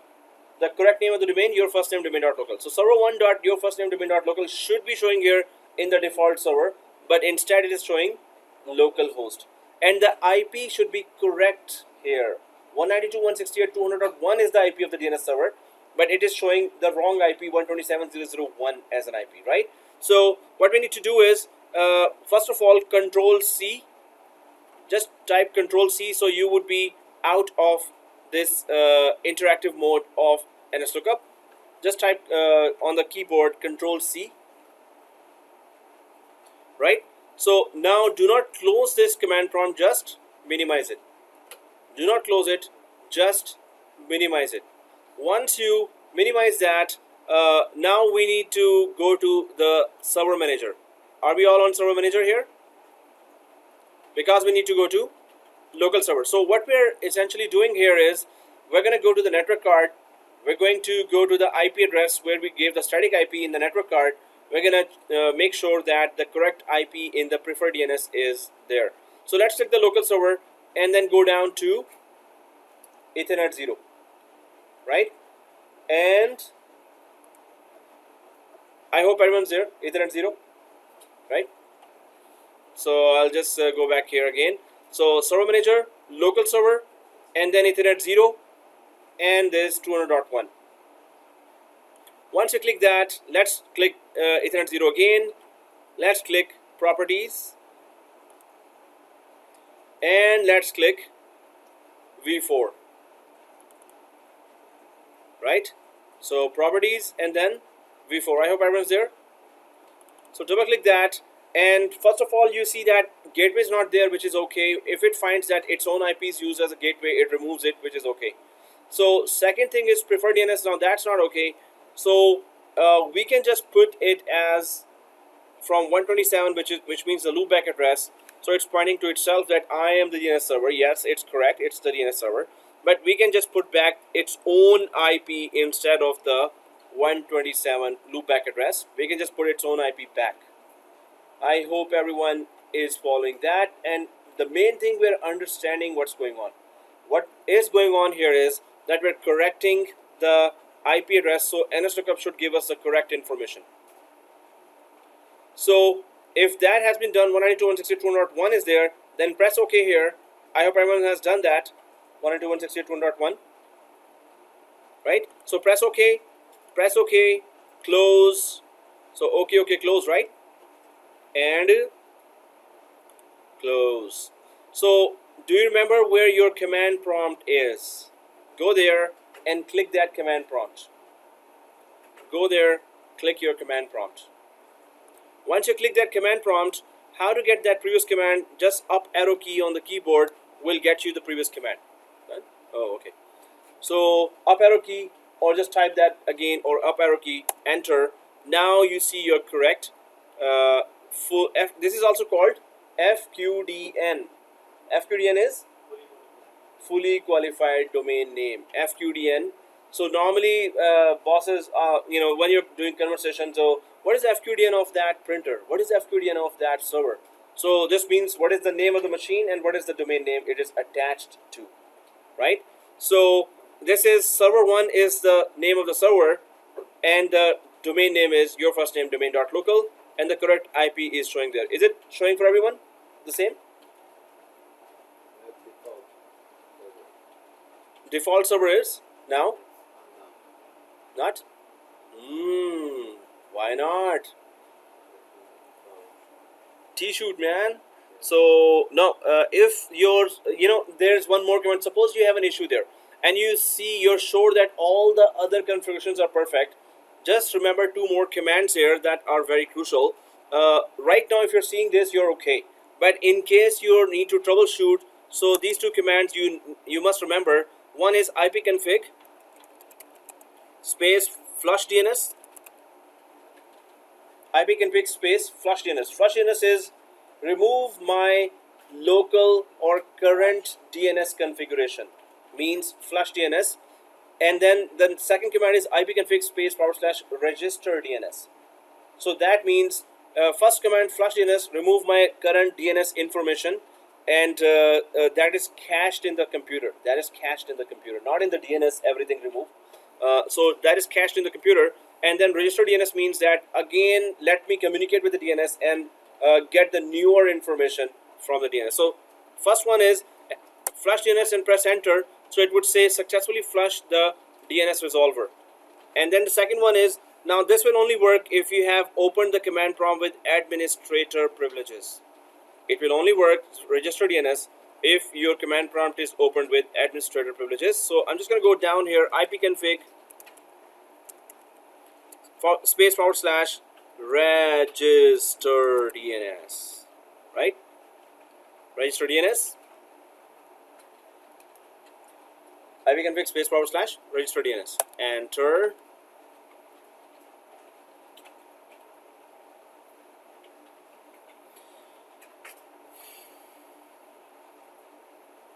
So this is just saying that if there's any issue, then it will tell you in 15 minutes. So after that, so if the other configuration is okay, Yeah. then yeah, it fixed. Okay, Yes, it is. cool.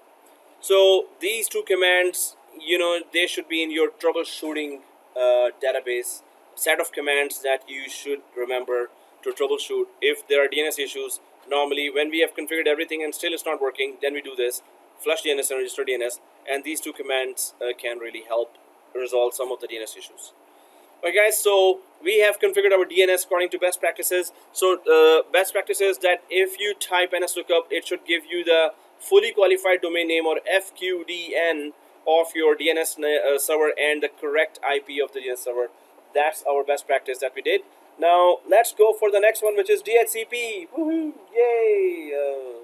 Excitement! Okay. For the, Yeah, we are trying hard to not to sleep. Yeah, you're saying? for the, any record DNS we are creating, we have to choose the PTR, right? We have to check the box. Check. At least check. Yeah. Why is not as a default? Because manually we have to check. No. Normally it's automatically created. Suppose there's troubleshooting we're doing, then check. And check a record. For troubleshooting also, a record must be there. Reverse is there or not. If the Doesn't matter. computer connect to the through the connect to the DNS, Mm-hmm. and then automatically PTR is checked, right? Yeah, automatically it is checked. No, we went there because it was existing record. Yeah. So existing record we have to manually do.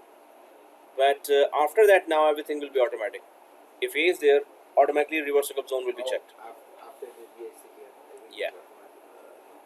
Okay guys, so let's take a break since nobody reminded me. Okay, Zaven says no break. We don't need break. We are so much enjoying here. Okay, that was a good one. Okay, no, we need a break. So, okay guys, let's take a break here. And before we leave for the break, it is a 15-minute sharp break. So this means that you need to be back at a specific time, or I will start at specific time for 15-minute break. And that, so when I say let's come back, so please just then check your time. 9:54 plus 10, so it's 10:04, and then it is 10:09, so 10:10. Okay, 16-minute break. So 10:10 we start the class. 10:10 sharp we start the class. Come back and 10:10. So keep an eye on your watch. I will start. You're here. You miss. You don't miss it. You're not here. You don't miss it. Wow. Did I say the correct one? So yeah. If you're not here, you miss it. So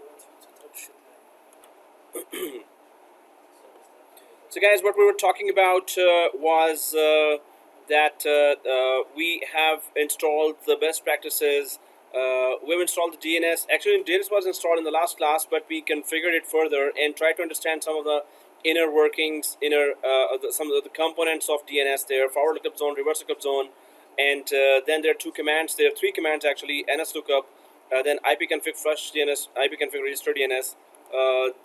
So I'm just gonna put that the three commands we used for DNS are, and then there is ns lookup to know the name, to know the FQDN and correct IP of the DNS server, and then there is ipconfig space / flush DNS and ipconfig space / register DNS, right?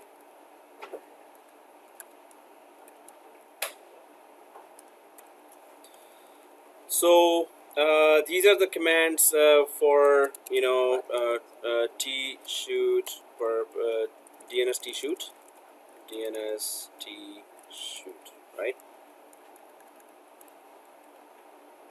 So, how do we know if it works? What do we look? Do we type in to make sure it works? ipconfig no. So if you have DNS problem issue somewhere, so that issue should be resolved if after running those commands. We didn't have any issue, so but actually just one student was having issue, so that's why I told to everyone that if you have an issue and run that command, so it may or may not resolve. It depends on what kind of issue is there. Suppose we have wrong IP there in preferred DNS, so running these commands will not work unless we correct the IP. And even after that, name resolution is not working, then run these commands. So we make sure that all configuration is okay, then we run this and it should work. So flush DNS would just flush all the local information, cached information of what is the name of an IP, name and IP of machines, and register will just give the newer information that DNS now know about machines, name and IP. Okay guys, so that's we've done that DNS configuration as best practice. Second thing is that we also did that domain user account. We create that, and it was netadmin. So let's go for DHCP quickly, and then 390 users. So we created a copy of admin, domain administrator user account by the name of netadmin, right? And then let's go for DHCP quickly, and then I'm going to throw questions at you while we're installing. What are the best practices of doing a DHCP installation? So let's go to server 1, and let's minimize this command prompt. I hope everyone's on server 1 now.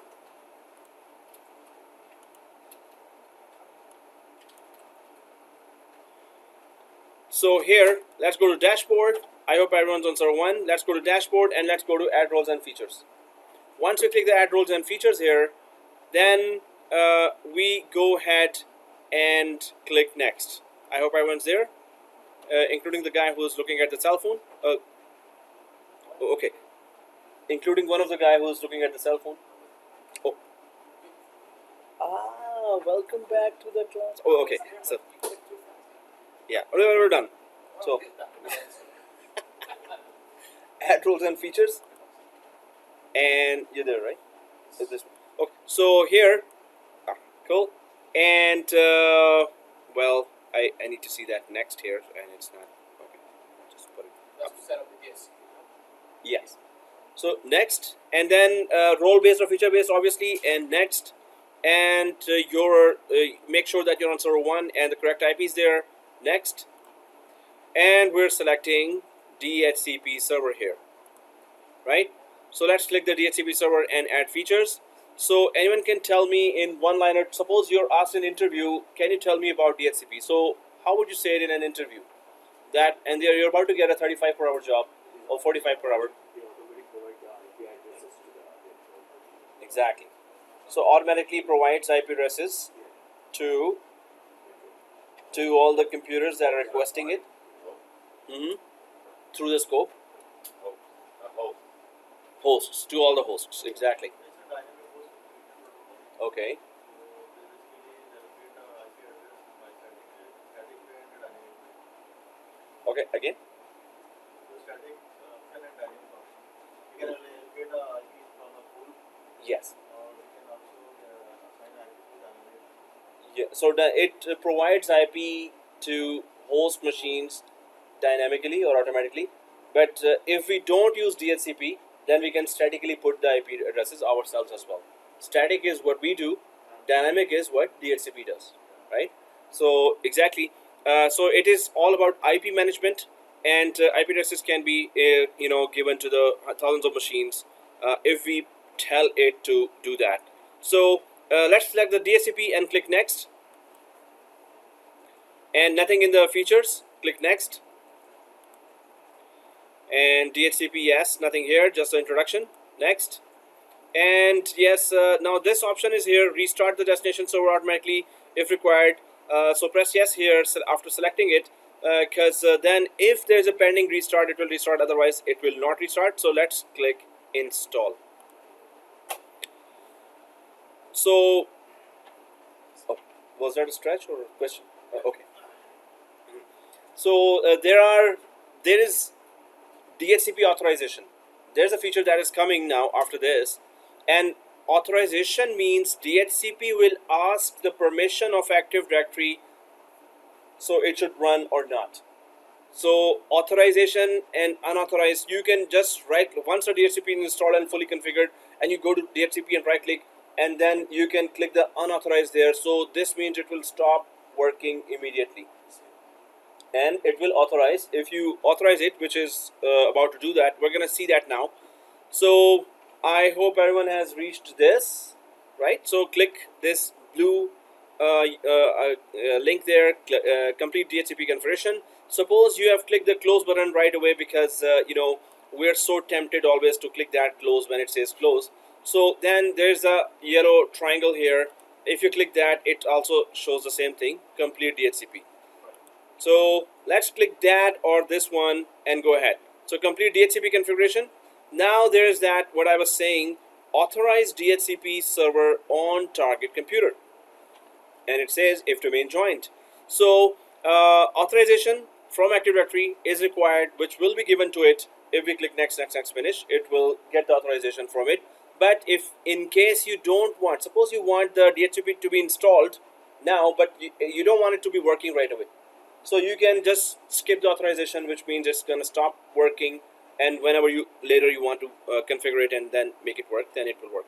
So and the second thing it's doing here is that it's going to create two security groups here.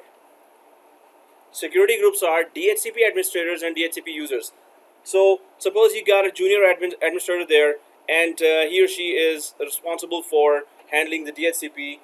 So you would just create the name of the user account of that user, and then you would add, suppose he or she would be fully administering that DHCP day-to-day tickets there and management. So you will add that person to DHCP administrators, giving full rights only to configure DHCP. And DHCP users, read-only rights. So DHCP users, if you add any user, then that user will be able to see everything, but will not be able to make any changes to DHCP configurations, right? Users have just read-only rights, and administrators have all rights to change anything within DHCP only, right? So these two things, so two security groups will be created now, and authorization from Active Directory that, hey, Active Directory, can I work? So this is about to happen now. So let's click yes, sir. Now it's created an Active Directory, right? Two groups, yes, it is creating now. They were not there before, right? Okay, guys, so click next, and now it says that First of all, everyone is seeing NetAdmin. Anyone seeing here administrator? Everyone is seeing NetAdmin here, right? So second thing is skip AD authorization. As we mentioned before, that suppose you don't want DHCP to be working right away after installation. So it's not going to work anyway because we haven't defined any scope yet. We haven't told it to which IP range to be distributing to other computers. But still, you don't want the services of DHCP to be powered on. Then, you know, when teacher is hungry, then never try to do this, pack up the things that, maybe you've eaten something so delicious and hungry teacher is looking at you now, right? So, so just kidding. Okay. So, okay guys, so we don't want to skip AD authorization. It's okay to do that. It's okay. Okay. So skip AD authorization, we're not going to do that. We will keep it like that so accurately would work. So there's that commit button now. Let's just simply click that commit button. So once you click the commit, you should see done. Everyone sees done? Done. Oh, done does? No, done. So here, and click close. Close, right? So now let's configure DHCP. Right? So let's close this one as well and quickly go to, let's close DNS as well. We don't need DNS. So if DHCP is installed, you can go to tools and click DHCP here. Go to tools, click DHCP. Once you click the DHCP in tools,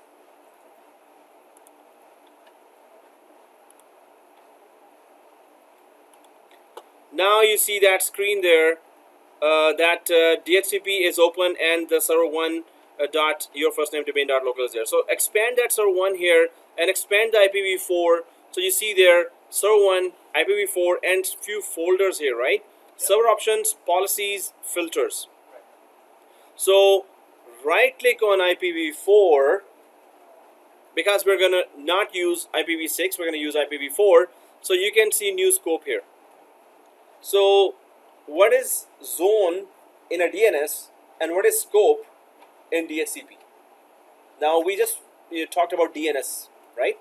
So what is zone in DNS? What is scope in DHCP? So zone in DNS is the configuration area of that zone name, which is your first name domain dot local. Any resources related to that zone are mentioned within the zone, and within the zone you can tell what to do, what not to do to the DNS for that zone. A DHCP, exactly the same concept. Within scope, you tell DHCP what to do and what not to do. Which range from which IP to which IP you are allowed to distribute, Mr. DHCP, and after that and before that, you have no jurisdictions on that, or you cannot do anything about the IP. So within scope, within zone, you're actually telling the applications or roles what to do and what not to do, right? You're making the main configurations that will work the way you want it to work. So DHCP has scope, DNS has zone, right? So let's go ahead and click the new scope now in DHCP, and once you click the new scope here, so yes sir. You're saying in the scope we can tell what's our action, but in the zone this is a default. So suppose we create for printers a new A record ourselves manually. Normally majority of the things are automatic. Whatever are the machines there, they will automatically be there. So whatever we can create there as A records, normally it's for printers or non-Microsoft. So if you want to do that, then you have to tell DHCP what you're doing. So in that case, otherwise, yes, majority of the things in DNS and in DHCP as well, we're just going to configure it once now. After that, it's all automatic. So exactly. Okay, guys. Here, if you're on this page here, welcome to the new scope here. So let's click the new scope and click next. Now you can give any name to this scope because this scope is about to distribute IP addresses to all the computers, client machines. So suppose it was, there are 200 machines in floor 5 and floor 6. So you could name it exactly like that. Wherever the clients are, whatever the location of the client, whatever the situation is, according to that you can give a name. Here we can just give a name as company name. You can just put any name there. Oh, company scope, sorry. Company scope. 1, maybe 2, maybe 3, maybe 4, whatever. So company scope. but you can give according to, so maybe you're creating per floor one scope, because each floor has maybe a lot of computers, or just one scope for 10 floors, because you have a big range there and all computers are there. So it's up to you how you want to manage that. So company scope 1 and click next. And now we need to tell DHCP from which range to which range the DHCP is authorized to distribute IP addresses. So 192.168.200.50, and press tab to go to the second line, 192.168.200.100. We're not having that many machines here, but we're giving some range here from somewhere to somewhere. So now the best practice here is that you should not put critical assets, critical network resources on DHCP. So critical network resources would be servers, printers, switches and routers, right? So whatever resource where hundreds of end users are connected, and if that resource goes down, hundreds of users are disconnected and there is a downtime. So all those resources should not get an IP from DHCP. You should go there and put static IP yourself. Now many administrators would still give an IP from DHCP but reserve it, right? Or put it in exclusion range, which is the next page now, and then use those IPs. So that's also happening. Normally what happens is, or what I would prefer is, I would not let DHCP be anywhere near the critical resources. DHCP should not be dealing with printer IPs, should not be dealing with server IPs. So I should be giving static IP to all those. And in Excel sheet you can just maintain DHCP range has been given from this to this, and the rest of the IPs from 1, 2, 3, 4, they're all domain controllers. 5, 6, 7, 8, 9, 10 are all web servers, and then you can just maintain your own list, right? This should be left only for end users. That's it. End user machines, maybe you have guest network there as well, and guests are coming with their cell phones and tablets, so they can also grab an IP from here, right? So we're going to talk about lease time as well. So we have just placed here from 50 up to 100 according to your range. Maybe you have 2000 machines there, so you can just add 2, 3 subnets there, or 4 subnets there. 200.50 up to 203.255. So that would be 255 times 255 times, or 255, right? Yeah. So so you should create a second scope for that. Per subnet, one scope per subnet.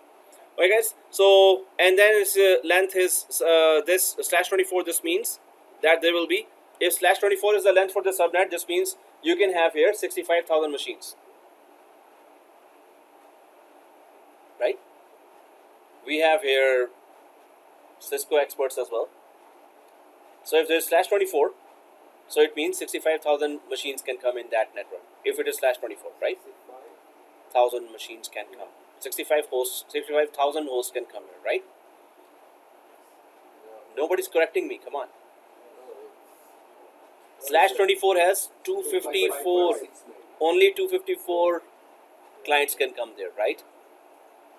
So /24, /16, 65,000 computers can come there. Yeah. And then /8, then you can have 1 million machines can. Many, that's it. Many. Many raised to the power whatever. Many raised to the power many. That's the. So, okay, guys, let's click next. Let's come back from Cisco class to Microsoft class now. But this is very much related to Microsoft as well. Now, this next page is add exclusions and delay. So, exclusion means you're excluding some IPs for the rainy days. Today was a rainy day, right? Yesterday was a rainy day. So, rainy days, you can exclude some IPs there. So rainy day means that if you any time ran out of IP addresses, you have so many machines and you did not change the IP, a company bought 10,000 more machines and you did not actually plan that, so you would just then release the IPs from here. So exclusion range IP addresses are never used. They are excluded. So can you tell me what IP range I should put there? So I want you to exclude 5 IP addresses. I want you to tell me 5 IP addresses to exclude. From which IP to which IP you would exclude, or 5 or 10 or 20, whatever you want. But tell me what exclusion range I should put there that I will keep it for rainy days, for when we really need an IP and we run out of it. So can you tell me what 5 IPs I should, from this to this, 200 dot this to 200 dot this, you should just put it in exclusion range. We're about to put that. So we can start from here. Yes, sir. Exclusion range, we don't need to use the IP. So can you tell me a range from 200 dot something to 200 dot something? This is 50. So you're saying 50 50 to to 50. 53? Okay, 3 IPs you excluded. Anyone else? Six, Sorry?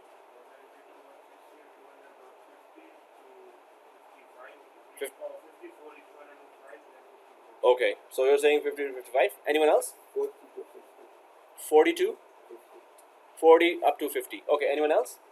51 to 55. 51 to 55. Anyone else? Any? No, but tell me, there's a concept that I need to clarify.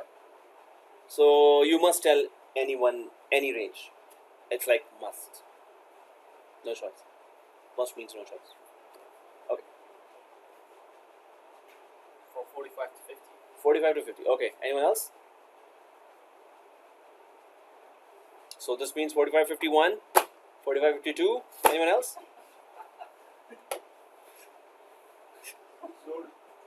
Sold? Yes, ma'am. Which range to which range? Which we should keep away, not use. Let's not release that. There are students from previous courses who know what I'm up to right now. Yes, ma'am. Any 5 range IPs, and you know this. You know this, right? Which 5? Any number. 200 up to 200. 60 to 70. Okay, 55 to 60, right? That's what you're saying? Hey, you cannot change now. Oh, I cannot. You said 40 to 50, right? No, I thought it's a range. No. So, guys, the main rule here is, yes, sir. What range? Okay. Are you sure about that? Like, sure. Okay. Yes, sir. 8-bit? Octet. We're not going that way. Yeah. So just 5 IPs. So 50 to 55. Okay. So guys, the concept is, which now you change it, so that's not fair. So from within this IP range, you have to exclude. No, you said 45 to 50. Still 50 is included. Huh? 50 is included. Even Okay, say- so 40 to 50, 9 of them are not. But we doesn't cannot- matter. That means that we just only exclude this. Okay, 40 to 50? IP. So let's go ahead. I'm gonna go there and type here 192.168 200.40 up to 192.168 200.50. This is the range. So 49. is that correct way to do it or wrong way? You're saying wrong, right? So if I click the add button, it's gonna say IP address range is not a subset of the overall range, which in English means that you have to select from the within the range, right? So it would be So go back to within this range, within this range, 50 within 50 up to 100, yeah. So it would be, let's just go for, now I'm gonna go for 51 up to 54. Let's go for that. But first concept, remember that within the range you exclude, out of the range is already excluded, out of the range is already DHCP doesn't know, right? And we kept from 1 to 49 for static IP. So this is just the thinking what I'm trying to share here, that I'm selecting a full range for static IP use, and I'm giving one range for DHCP usage, which is only restricted to end user machines or tablets or cell phones, but not to any critical resource where hundreds of users will be connecting and they will all depend on that DHCP. DHCP goes down, that resource goes down as well, right? So we're good, right? Okay, let's go ahead. So 51 up to 54, let's do that. And while I put that range, just to clarify one more concept. This is, first concept is added from the previous range on the previous page, right? Click the add button. Subnet delay just means that if you have multiple subnets there, so you want this subnet to first give IP. So DHCP would give IP from this subnet first. Suppose you created another scope here and there you put 100 here, right? 100 suppose, or 1000. It's millisecond. 1000. You know what's a 1000 millisecond? 1 second, right? 1000 millisecond is 1 second. So if you want the second scope to wait and not give an IP right away when the machine is requesting, and first scope should do that. So first scope should have 0 here or lesser than 1000, and the second scope you can just put extra number 10. Even just you put 10, it will be 10 millisecond late. So first one will reply first, right? So okay guys, we don't have two subnets here, two scopes here, so we're good with the exclusion range here. Make sure it is 51 up to 54 and remember, right? Let's click next. So here, lease duration, right? Lease duration first of all is what? Anyone knows? How long the client machine gets the IP. Yes. And how long the client machine gets the IP, that's the first thing. Second thing is that on the 50% of the time is passed, then the client sends a packet that checks if the client is there. A DHCP sends a packet to the client and DHCP checks that if the client is there or not. On the 100% of the time of the lease, then it does a final check, and if the client is there, it renews the IP for the client. If the client is not there, then it takes it back. It renews automatically, or you have to give that administrative power? Renews automatically. It renews automatically if the machine is there, and it keeps on renewing after renewing. So now you know that, okay, lease duration is that you get the IP for. So if I just put this 99999, is that a good idea or a bad idea? Why? Sorry? Long time we use it, so then what will happen? So it will be allocated for long time, so what? Then we will be running out of IP addresses because some new devices are joining a lot. Suppose after 6 months, this is not 6 months, this is 3 years, right? No, more than 3 years, right? So after 6 months, you've migrated the device or you've thrown away the device, or after 1 year. So this IP is still going to be stuck. So you're gonna very soon run out of IPs. If I go for this and go for this 4 hours, is that a good idea in a 2000 machine network? You have a 2000 machine network. Why it's not a good idea? Tell me. It will keep on changing. It will keep on renewing every 4 hours. So what? Huh? Yeah. Duration is not enough. Duration? No, it renews, right? It is renewing. The IP is there. It will keep renewing. That's it. So what's the big deal with that? Yeah. Suppose the client machine is not always on. It is checking. It will take back the IP. It will give a new IP. It will keep on if they are not always on. So that's one thing, that it will keep on renewing the IP, or if it is off at once in 4 hours, it's not there, it will give a new IP, right? IP will keep on changing as well. That's what the programmer's gonna get busy with traffic. Busy or bandwidth, that's the main thing. Bandwidth is too much now being consumed when we are giving 4 hours here. Bandwidth, too much traffic we're putting on the network, right? But you do put it in certain types of environments. What are those environments where you do put that? Yes, environment, like yes, Wi-Fi. Yes. Suppose you go to Tim Hortons or McDonald's, or so there you're there for a few minutes or maybe 1 hour. So then you do that, and it should take back the IP as well. So now for a 2000 computer, normally what you see is that if maybe it's some administrators give 30 days for a 2000 computer, and also in that environment you have to see your environment first, right? Suppose your computers are changing, suppose they are all laptops, they are coming back and forth, and some laptops are coming after 30 days, some are coming 60 days, some are coming 1 year, they are just for business trips there. So in that case, uh, give the IPs for lesser time. You will take back the IP because that laptop went. Now after 15 days, after 30 days it's coming back, or 60 days it's coming back. So keep the range lower, right? But if your PCs are not changing, suppose you have 2000 employees and they have 2000 desktops there, and those desktops are there working fine. 1 or 2 desktops in 1 or 2 months are coming for repair only. So they're not changing anything. They are permanently assigned to the to the users. So in that case, you can give a little longer time here, 40 days, because nothing is changing. Why should I increase the traffic to check, check, check, check? They're not changing. If their DSCP just provide the IP to the host, like 100 pieces.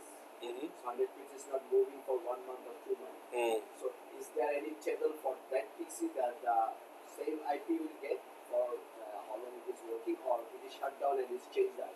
So if it is shut down, but the lease time is not ended yet, when it is ending, the 40th day here, Yeah. and it is shut down, at that time it's going to check and it's going to take back the IP. If it is on, then it will keep that IP there, right? Previous. Yeah. So if it is shut down and it is 30th day, because DHCP is not checking, so the IP will be still there with them until it checks.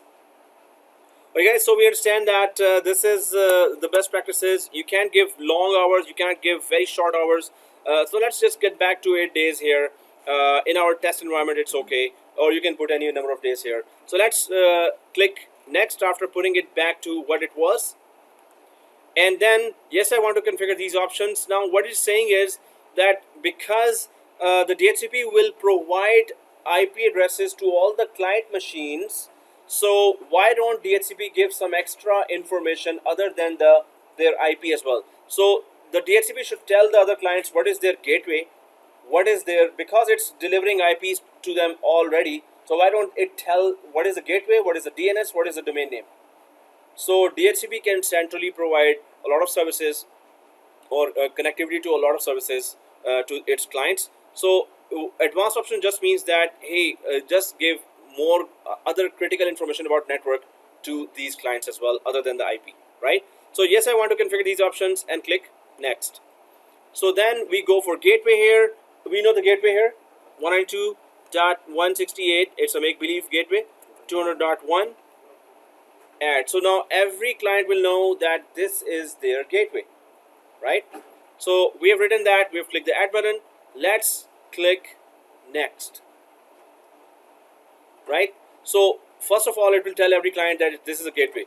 Then we go ahead and then put their the domain name. It will tell the client what is the domain name. It will tell all the clients what is the IP of the DNS server, right? So this is very critical information that we will not separately go and tell.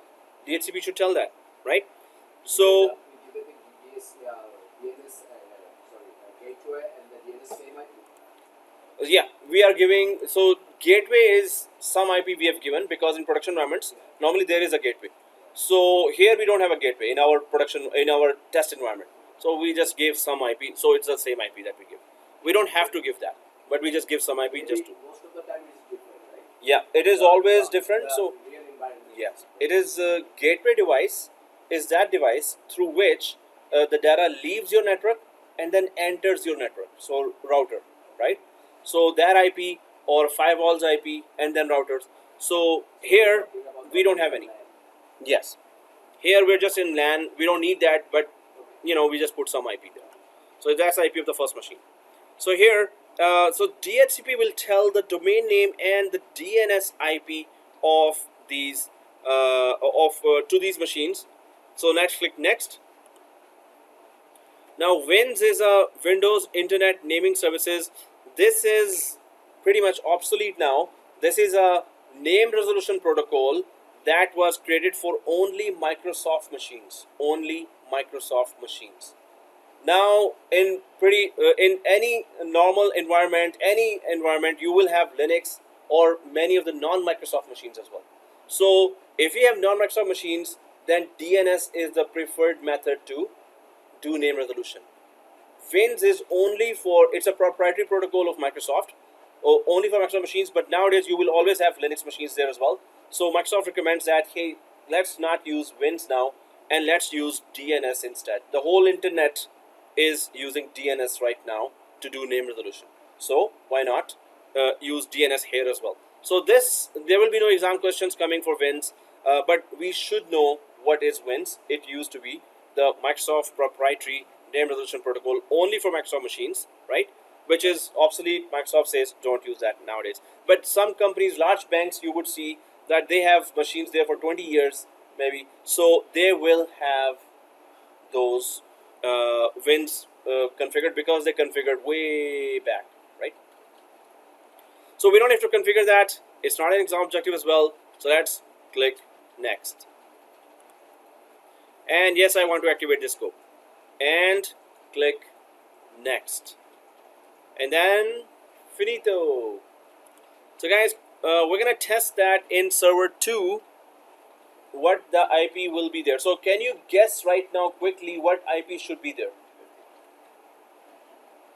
I'm not sure, but he says 50. But we gave exclusion range as well, remember? So what will be the IP? You have to remember that, right? Oh yeah, then your.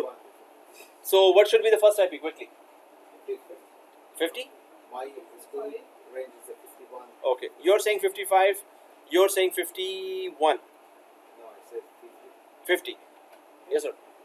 55 should be there. 50 should be there. Yes, sir. 50 should be there. Yes, what? Well, so, yeah, there was a bazooka.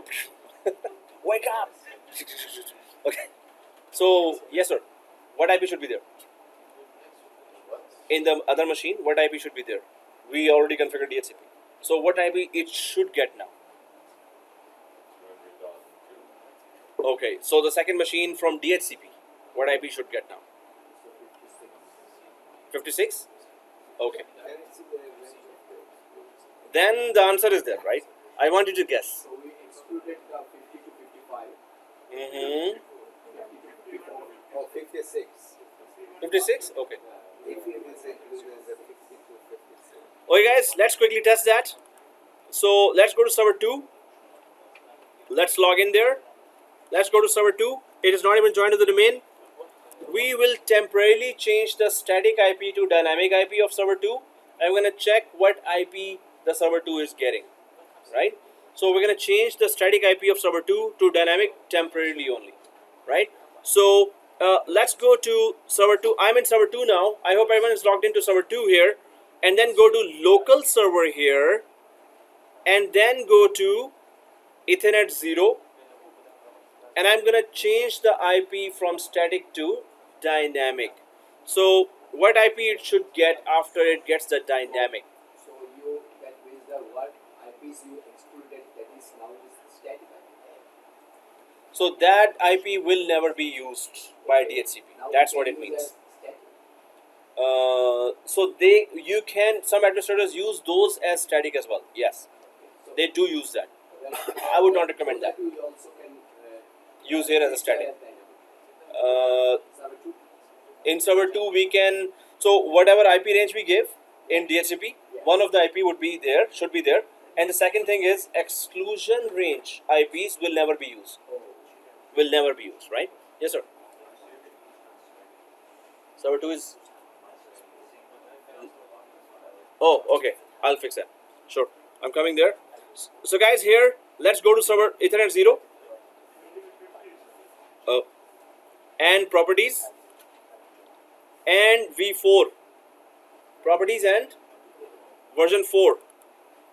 So here, temporarily I'm changing the static IP to obtain an IP address dynamically, obtain DNS server automatically. So this means now it's requesting for an IP from DHCP. So I'm just going to press OK here and OK to the next screen, but I'm going to stay here on details, this screen. I'm gonna stay here on this screen, details. Once I click the details, so can you tell me why I got 50 but not 56? Starting point is 50. Yeah, so starting point is 50, first thing. Second thing is, 55. it always distributes the IP sequentially. It's always sequential. First IP has to be distributed, then second IP. Second IP is actually 56. No, 55. Yeah, up to 54 we excluded the IP. So 55 should be the next sequentially available IP.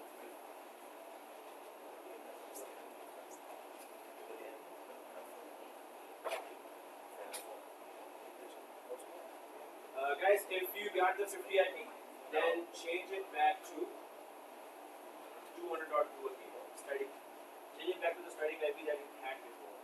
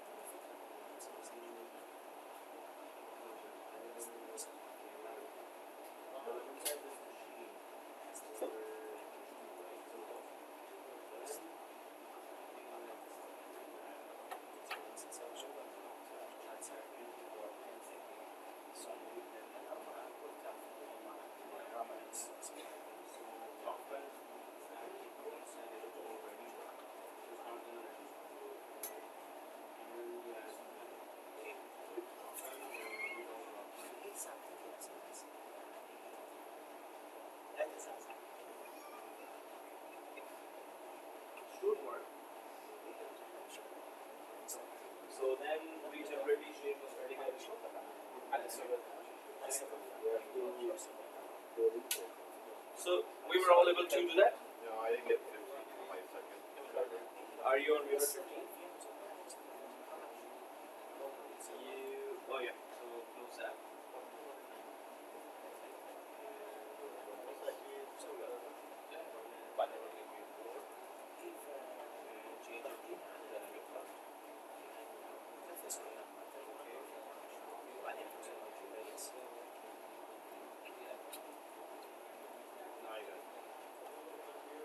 So now we can change it back to 200.2 again.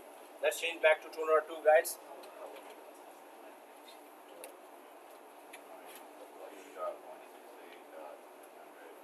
Two, and then 255, 255, 255, and then the gateway is the same 200.1 IP. Preferred is the 200.1. So guys, I'm going to change that back. So what we learned from here is that it's sequentially going to distribute, and then exclusion range after that it's going to distribute further whatever the IP is. But exclusion range IPs it will never use, right? So I'm going to go back to IPv4 here.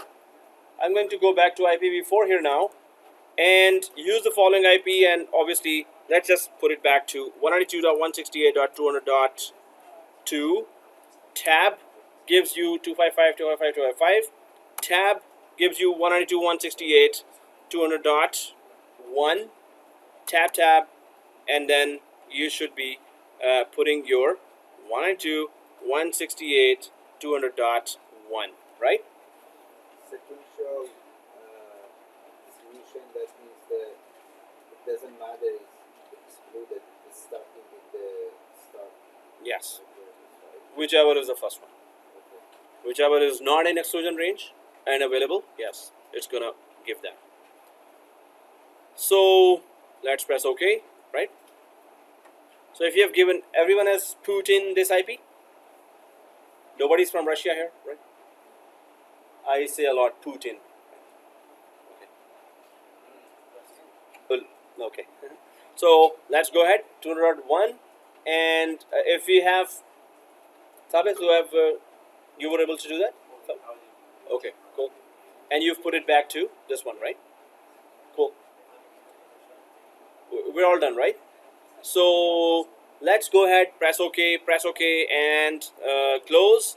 Now let's go ahead and configure the rest of the options there. Let's go try to come back to our rest of the steps here.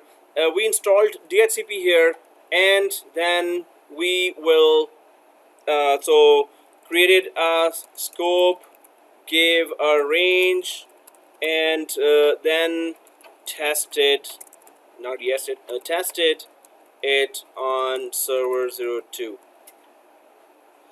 Okay, so after that, there is that create 390 users with PowerShell is showing there, and what we need to do is that we need. I'm going to be sending you that PowerShell two files, and we're going to be running them together to create 390 users, because that PowerShell script can create 390 users. That's right. There's no technical reason for why 390. Why not 391? Why not 400? Why not 500? Right? So that script just goes till that. So you can keep on adding more names, and it can just create more names, user accounts for that. So before we do that, we haven't joined the server 2 to domain yet, right? So let's quickly join server 2 to domain. So join server 02 to domain, and then log in from netadmin. And guys, in next classes throughout the course, we're only going to use netadmin for anything that we're doing. So let's go to server 2 now and join it to domain. So I'm just going to go to that server 2. In fact, I hope everyone has changed the IP back to 200.2. If you have done that, then you should be on server 2 and then local server. I hope everyone's on local server 2 and local server. Once you're on server 2 and local server, then let's click the work group. Once we click the work group here, then click the change. Once we click the change, then we click, anyone wants me to repeat this step, I can repeat that. So domain and your domain name, right? So it would be your first name domain dot local, your first name domain dot local, not my first name, and your first name domain dot local, and okay restart. You cannot. Did you click the change button on server 2? Server 2 is there, and then click the domain. Oh, are you on server 2? You are, right? Okay, let me check that. So I'm just gonna press OK here. It's gonna ask for credentials, then netadmin here, and the password is class password. And after that, press OK, and restart. Yes, sir. Oh. Oh yeah. So if you have put the name there and press OK,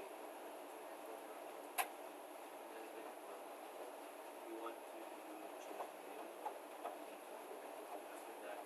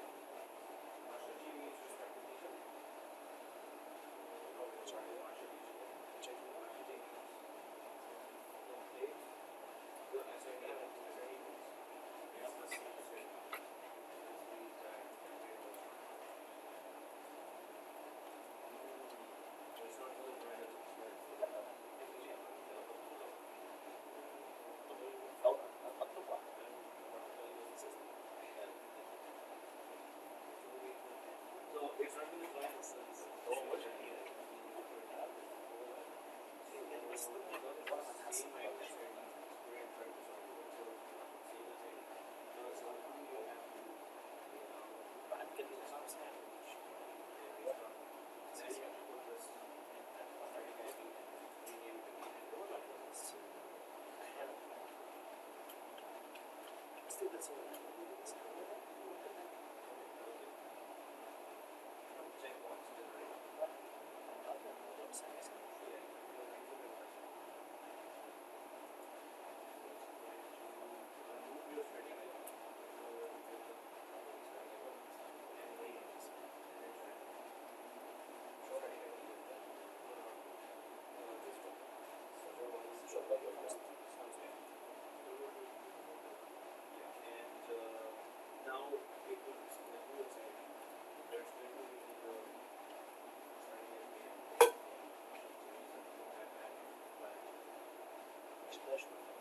then temperature has to be fixed.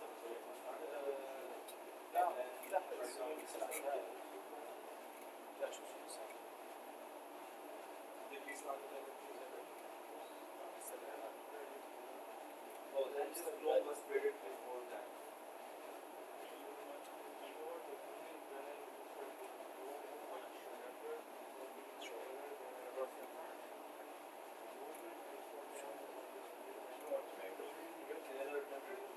You're doing what you're doing.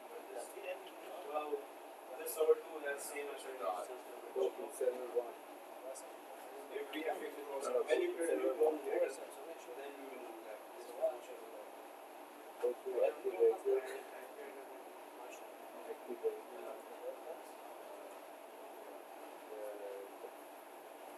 Watch fifth one. Shift the main node. What's that?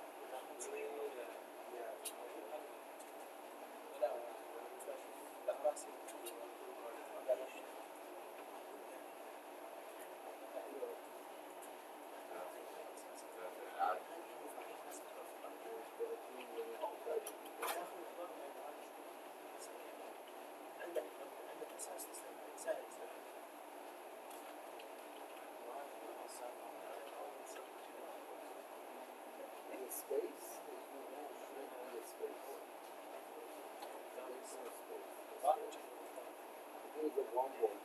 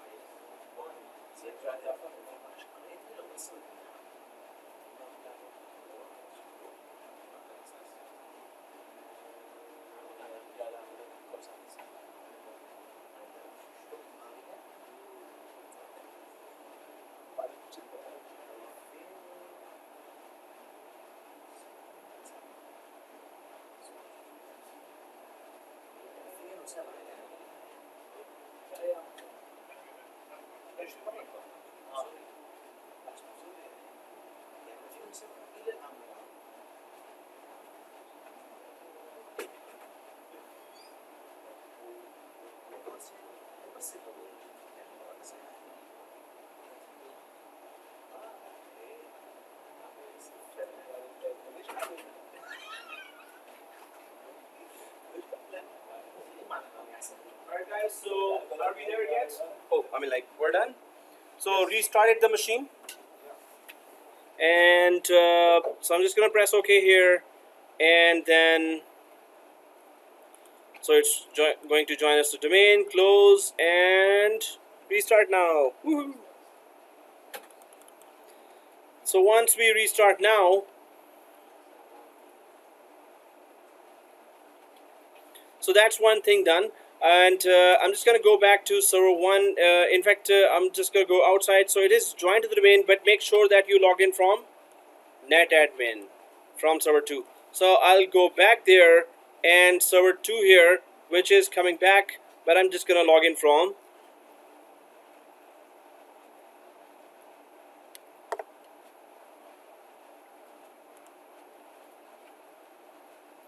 so when you reach server 2, do not log in from administrator here. You can go to other user. On server 2, go to other user.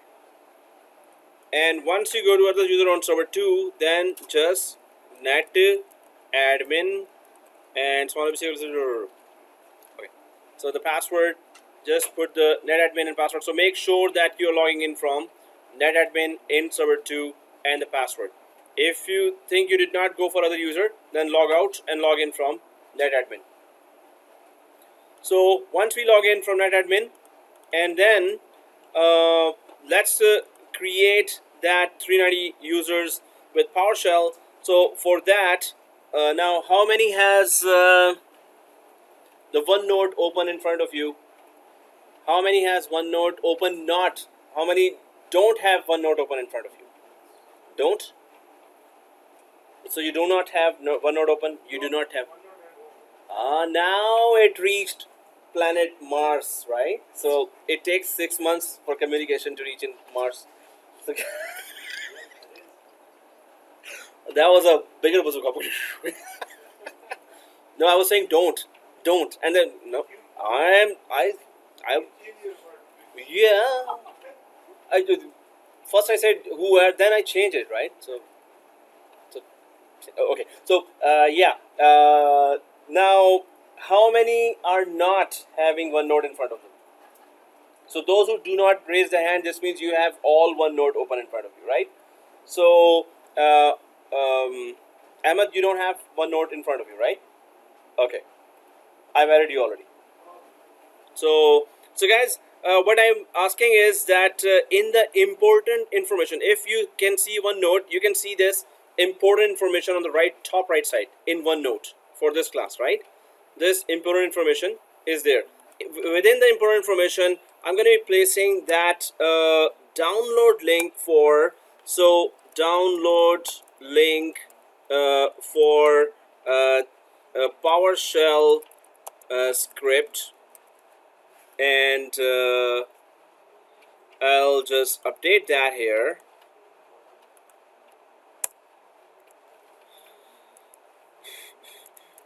And I'll just grab that from my drive, Google Drive.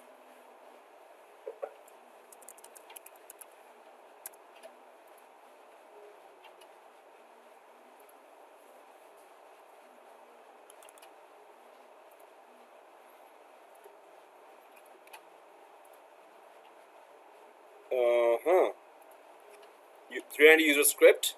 And so guys, you're gonna see a link there, 390 user script. So you can just confirm. I'm putting there that link. Now it's there. So once you see that link in your OneNote, click that, and you need to download that. So maybe in 10 seconds or 15 seconds, it will be updated on your site now. Not for everyone. But the two files, yes, you can just check in your C drive of physical desktop ISO folder as well. If I click that link here, it will be showing you these two files. So we need to download these two files and copy it. We need to download these two files and we need to copy it inside server 1. We need to download these two files and copy it. So the link is not showing still? It's showing. So we need to download these files and copy it inside server 1. So now I'm going to come to you and then we're going to figure out how to do that. So in the server 1 you can temporarily download it and copy it inside inside download folder. Well, yeah, we have to really have, but in fact we can do this is now on server 1. Yeah. So do you have a node open for it? And yeah, this is the file. Alright, oh, cool. Then you need to copy it inside server 1, download server 1 on the desktop. You want to run it? Cool. Copy it. Yeah, right.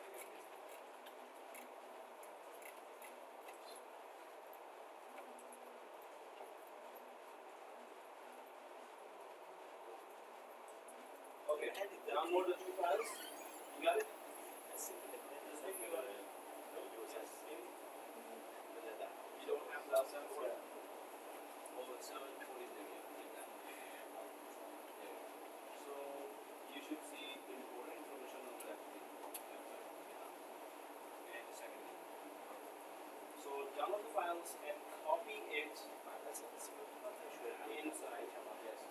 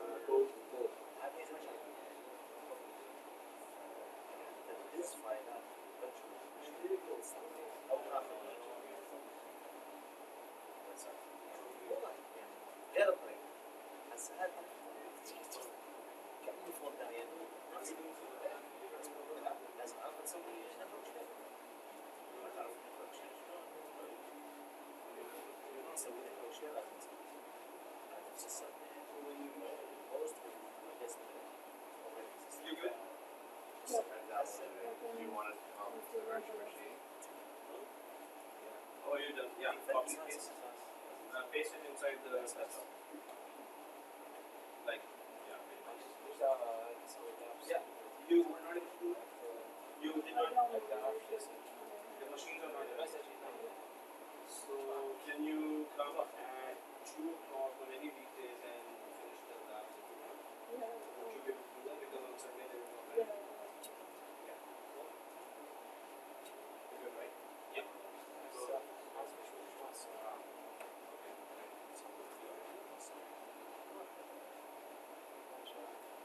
two files. There is one is Excel sheet and one is We're still doing the.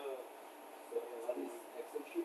Here is the one is Excel sheet and there is so this file we have to copy to the server. Okay. So how do I get this? Yeah, I'm going to show you everything, and I'm just seeing that everyone is okay with that. Okay. Then I'm going to show the step by step. Yeah, yeah. Okay, you're done. You're done, right? So you downloaded it, now copy it, right? So, there was shadow. Okay, yeah, copy it inside. You're done, right? You're done, you're done. Okay. So, just with you're following us, or you're doing the previous now? So you've copied, pasted, copy pasted server one, the two files, right? Two files. Okay. So yeah, Aruna. You're pasting the files now, right?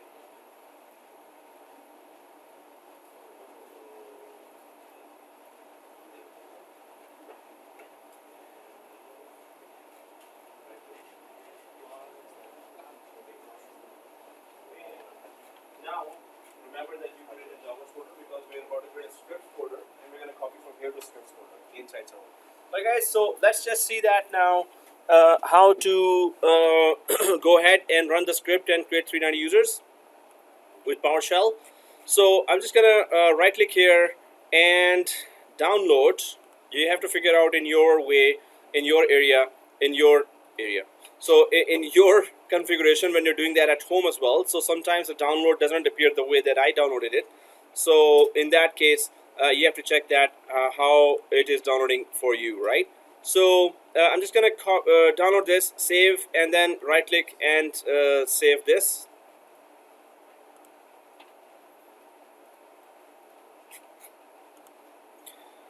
And then I'm going for show in folder, and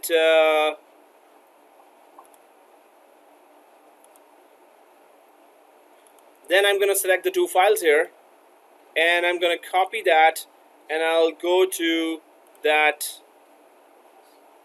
server 1 and minimize that, so I'll just paste it here, right?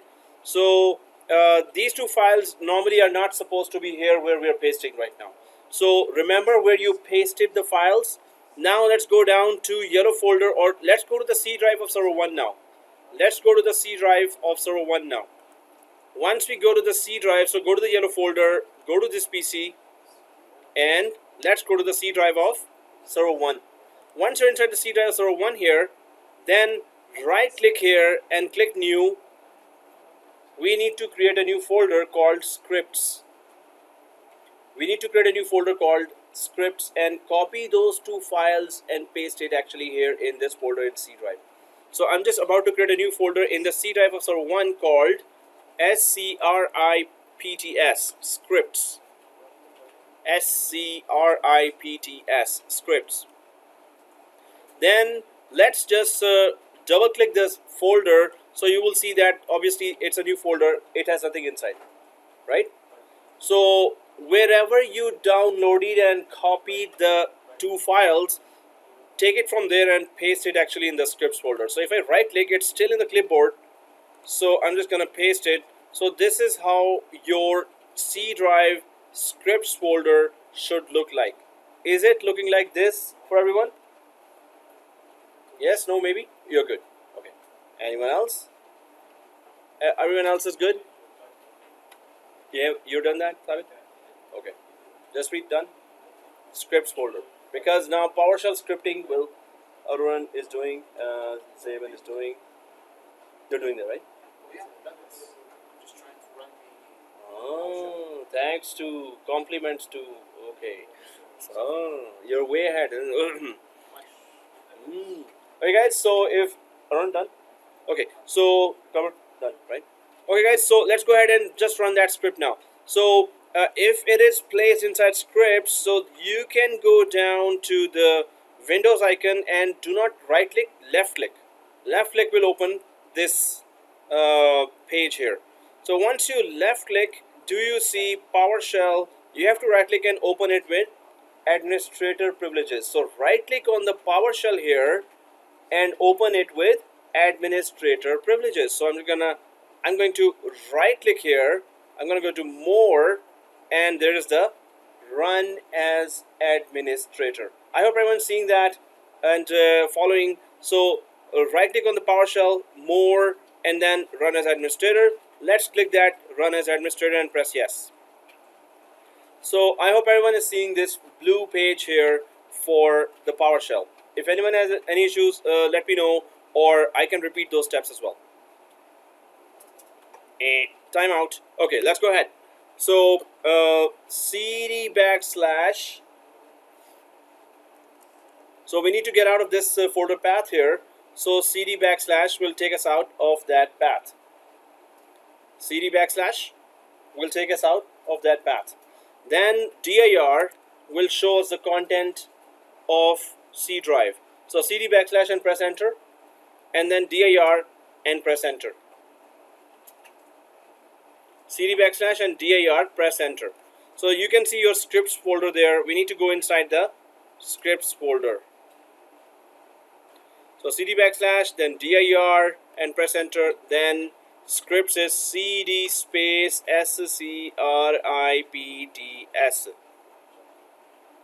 Cd space scripts. I hope you're able to all follow that. If there's any issues, let me know. Enter. Once we're inside the scripts folder, dir to see the contents of that scripts folder. So dir, enter. Now you should see the two files there, which are createlabusers.ps1, labusers.csv. So labusers.csv file has the 390 names of people, right? Of employees. The createlabusers.ps1, ps1 means PowerShell. It's an extension for PowerShell scripts. ps1 is extension for PowerShell scripts. So createlabusers.ps1 is that script which will grab a name of a person from labusers.csv file. Then it will create a Active Directory user account with that name. So labusers.csv has just the names of users. You can add 20 more names. It will create a user account for those names as well. So if you are there, then we need to execute this createlabusers.ps1 script now. How do we execute that? We will put the first 3 or 4 letters there, C, R, E or CREA, and just like in Cisco, then when you press tab, it auto completes the command. So if you type the first few letters and press tab, it's going to auto complete the command.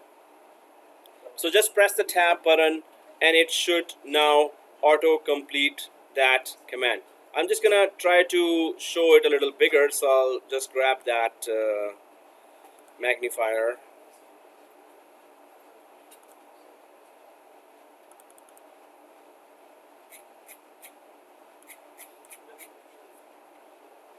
Okay, so this is how it should look like. Once you press tab, it should look like dot backslash and the dot ps1. So dot backslash means that it's about to execute this PowerShell script.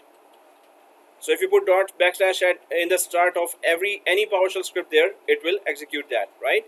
So let's press enter if your script exactly looks like this. Press enter and it's going to press enter and it's going to pop up with this window. I hope everyone is seeing this window here. Once you see that window, so it's just looking for that other file labs.csv. So double click that scripts and there's that labusers.csv file. And do we all see that? Anyone having issues? No? Yes? Maybe? Okay, so double click that and the magic starts. Da-da-dum.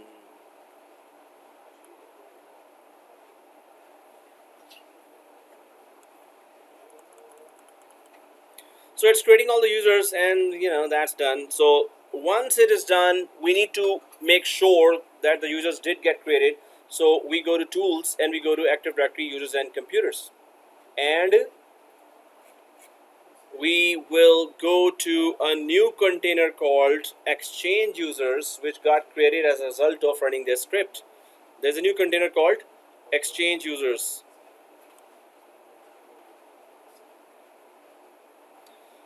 Well, it's taking time.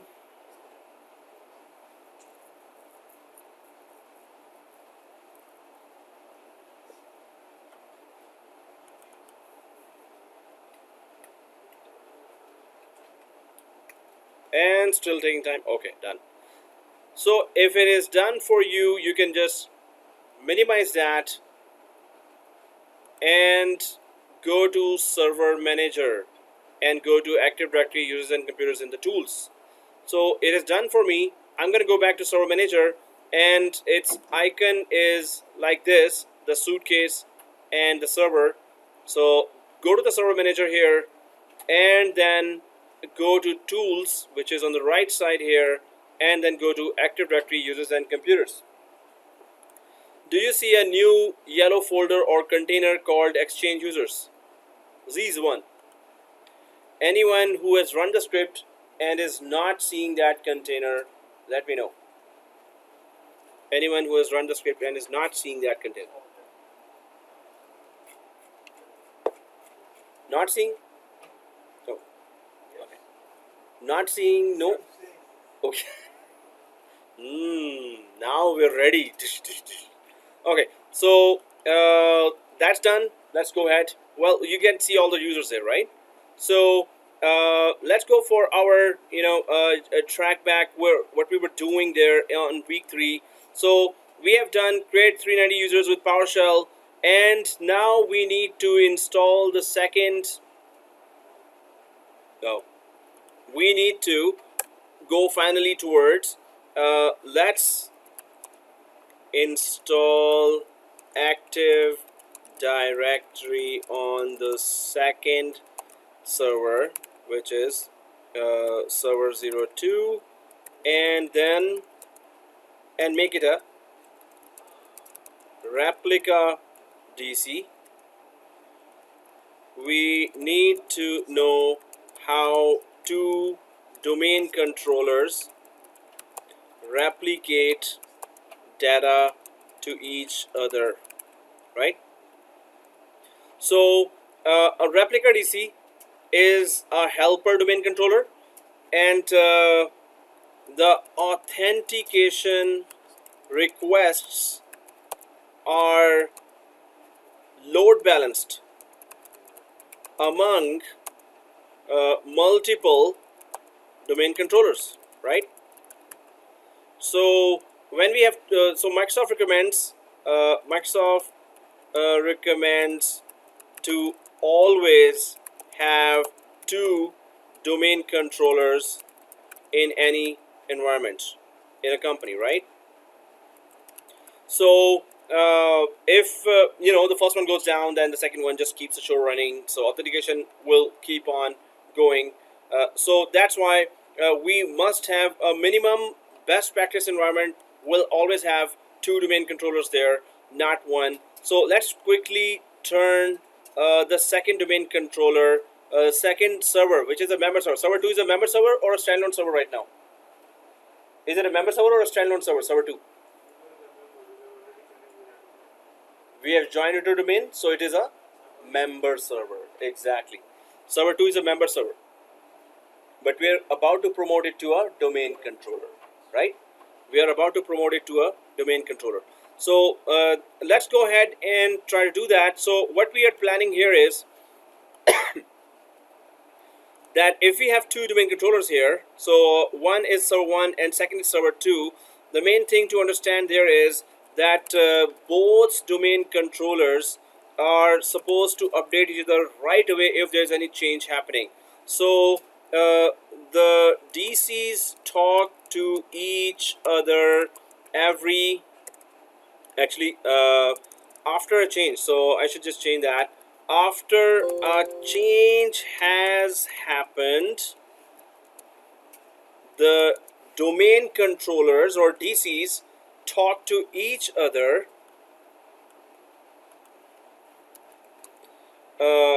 right away,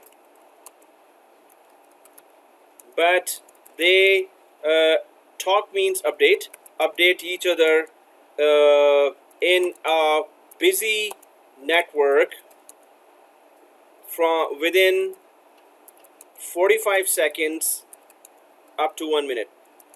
If they are updating each other in 1 minute, just means either it's a very big environment, you have 20-30 domain controllers there, and the traffic is too much, then it is 1 minute. Otherwise 1 minute is a big deal. If it is updating in 1 minute, that's something wrong with them. Other than that, the traffic is too much. If you see that traffic is not too much and still it's not updating or updating late, then it's a very big deal. You have to troubleshoot that right away. They must update each other instantly, right away, as soon as possible, right? But in a busy environment, they when the change happens, they update each other within 45 seconds up to 1 minute. Maximum is 1 minute, and that is already unacceptable. 1 minute, it should be less than 1 minute, right? Much less. Okay guys, so we understand that they update each other. So now we have these services. Active Directory is already there, Active Directory, and DNS is already there, DHCP is already there now, right? And GC, Global Catalog Server, is already there as well. So we're going to have at least 3 of these services here as well, and that would be Active Directory, DNS, and GC will be installed here as well.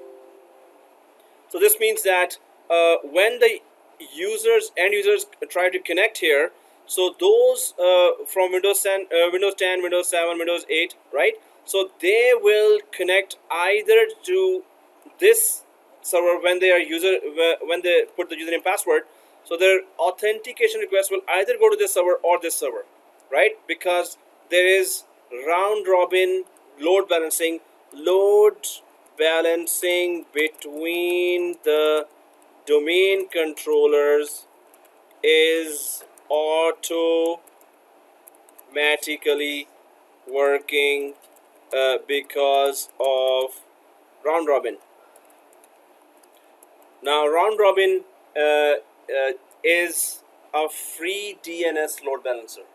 Round robin is a free DNS load balancer, right? Round robin is a free DNS load. So when first user logs in, the request goes to, or put the password, it goes to server 1, second user server 2, third user server 1, fourth user server 2, fifth, sixth, seventh, eighth, so on, right? So now let's just go to server 2 and install Active Directory, and then in next class we're going to uninstall Active Directory as well, so that we need to learn as well. So everyone on server 2? Sabit, you're on server 2? Server 2 finally started, right? Oh, took that much time. Okay guys, so here if you've logged in from server 2 with netadmin and you see this VMware tools has modified, so press OK, it will kick you out, and then you will kick yourself back in as well. Okay, you can just log in back. So on server 2, I'm just gonna log in with netadmin. Make sure you're logged in with netadmin now. This is very crucial now because you're installing a very sensitive role on server 2, which is Active Directory Domain Services. So this will also become a domain controller. This will also be offering AAA, authentication, authorization, and accounting. So if everyone's logged in from netadmin, let's go to dashboard and click add roles and features. If everyone's logged in from server 2, let's go to dashboard and add roles and features. Once you click add roles and features here in server 2, then we click next, then role based or feature based installation, and click next. Why am I slowing down here? So server 2, make sure you're not doing it on server 1. Make sure the third screen shows the server 2 here. Then click next. And what are we selecting here? Active Directory Domain Services. Yes sir. It's not? Oh, dashboard. Okay. Okay. So here, dashboard, and then add roles and features. Add roles and features. You click that, right? And then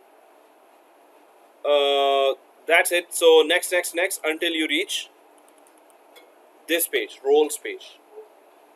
And the second one is Active Directory Domain Services. Second one is Active Directory Domain Services. Select that and it will pop up. Click the add features.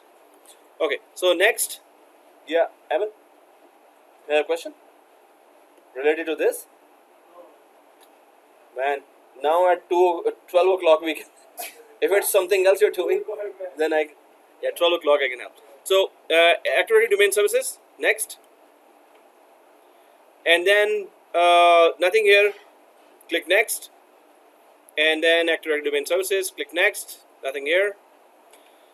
And click restart. If there's a pending restart, it will restart, otherwise it won't. So click install.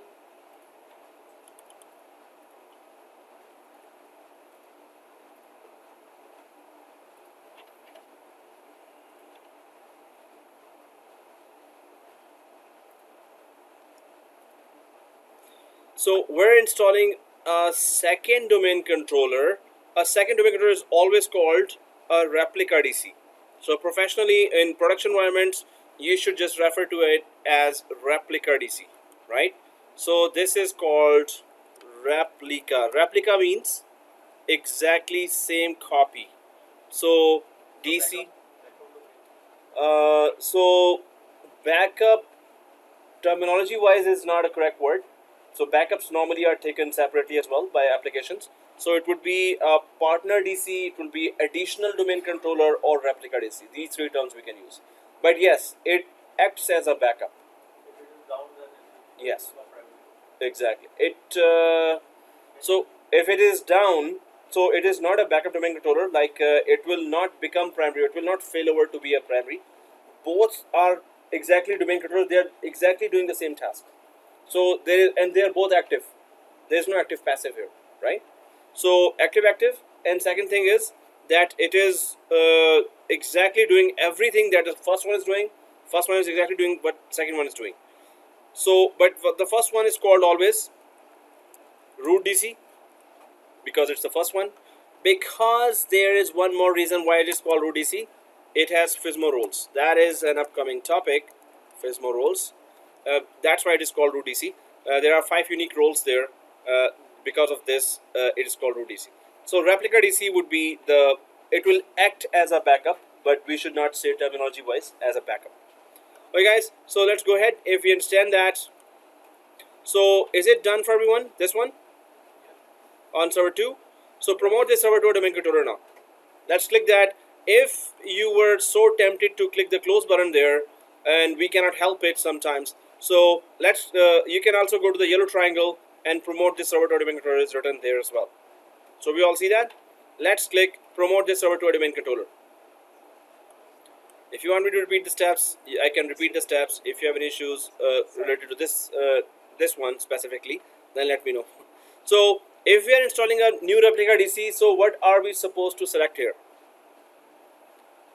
Shall we select the add a domain to an existing forest or add a new forest? Existing.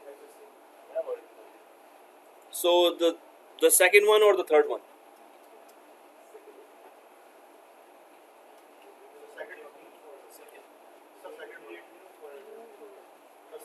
So third one you're saying, right? You're saying second one? You're saying third one? Anyone else? So second one 1, second one 2. Anyone else? 1 1. What? So second one, the opposite of that would be 1 1, right? 1? You sure? Why? Because if we go with the second one, it's prompting to grow as a child, and we don't want to have that. Yes, exactly. So it's 1 1, guys. It's neither the second one. It's not the second one. It's not the third one. It's the first one, which is add a domain controller to an existing domain. So the word existing was correct, yes, but it is not existing. Forest. It's an existing domain within. So domain is a logical network, and the domain controller is the physical machine that is hosting the logical network. So you are getting a second helper physical machine here now. Physical machine in the same domain. So 2 physical machines, 2 domain controllers. So domain is 1, domain controllers are 2. So suppose you have Capitol Hill there, and Capitol Hill has 1 building there. So suppose they create a backup building there as well. If this building has some issues, problems, the Prime Minister and everyone will shift to the second building. Physical building will be there, but you're still running the whole domain or whole government in Canada. Wow, what analogy. Okay, anyway, so let's go ahead, guys. It's going to remain as the first one because that's a physical machine that you're about to. Yeah, it will then be, suppose you're creating a second province. Analogy would be in Canada. So you're creating another province there, and that province will be some, okay, Nunavut, right? So so I'm really after Nunavut today. So the thing is that it's going to create a second domain. So suppose you created your first name domain dot local, but you have a branch in New York. New York dot your first name domain dot local. You want to do that, and then it has its own domain controller one. It has its own domain controller two. So it will be a logical new network or new branch of that or new domain, right? So we're not going to go that way because this is coming in third course, which I call the job getter course, which has all the critical topics. So here, add a domain controller to an existing domain. That's what we're going to stick to because this is the second domain controller for the same domain, right? So let's keep it selected and click next. And then yes, this domain controller, we can put the DNS as well. This means there will be two active directories there. There will be two DNS servers as well. So first DNS server, suppose, is not doing name resolution. Suppose there's a huge traffic in the first DNS server for name resolution. So the traffic can be load balanced between the two DNS servers as well, right? The same thing goes with global catalog server. Now, can anyone tell me what's the purpose of global catalog server? Last time I asked. Like last time I said, memorize it and come here. So what is the purpose of global catalog server? Hey, that was easy one, right? Forest-wide search and user logon. Forest-wide search, user logon. Memorize that. In next class also I'm going to ask the same thing. What is the purpose of global catalog server? Forest-wide search. What is forest-wide search? You're in Toronto branch, suppose, and a user in New York branch wants to search a printer, and that printer is located in Toronto branch. So because of global catalog server, the user in New York branch will be able to search the printer in Toronto branch. So forest-wide search, right? Across the forest, you have many domains there: child domain, child domain, tree domains. So across the whole forest, you want to search something. Global catalog does that, right? So so there will be two global catalog servers as well, right? This means the search queries will also be distributed among two domain controllers, server 1 and server 2, right? So now it's a choice. You can also uncheck that, but we will not uncheck that. And let's go ahead and try to then, it's not going to be a read-only domain controller. We need it to be read and write domain controller, which means we will be making changes in this domain controller as well, which is server 2, right? So let's just put our class password now: small abc, capital ABC, shift 123, small abc, capital ABC, shift 123. And so we're not clicking RODC, we're just keeping that DNS and global catalog selected, and click next. I hope everyone's there. Are you here? Oh,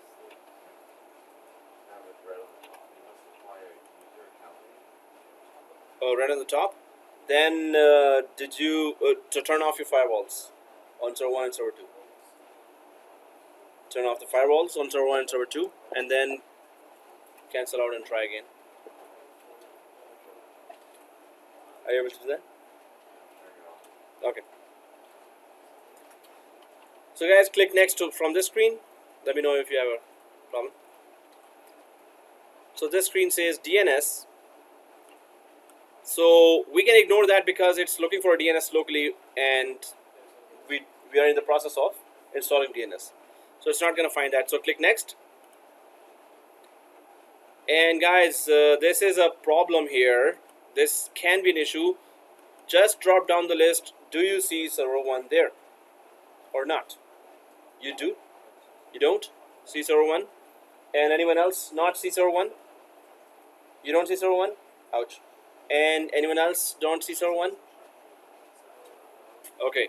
So if those who see server 1 can click next, and install. Those who don't see,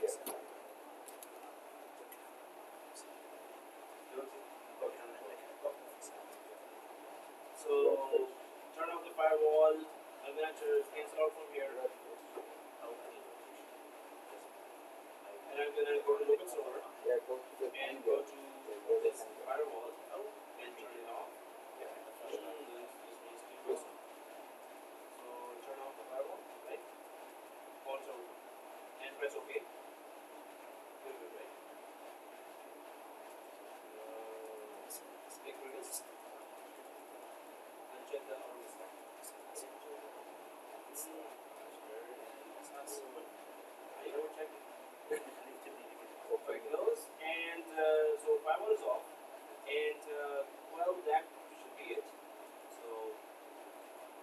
we need to do?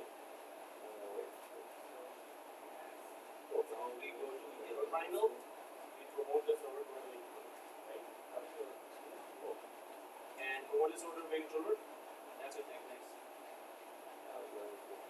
Password. Yeah, next, yeah. Whenever it loads. Go back to the network. You're all done, right? Yeah, the network.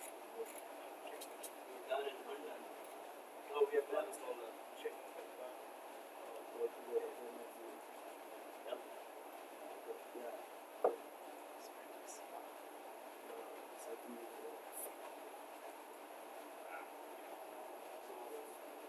What about the server one? Server one, the file.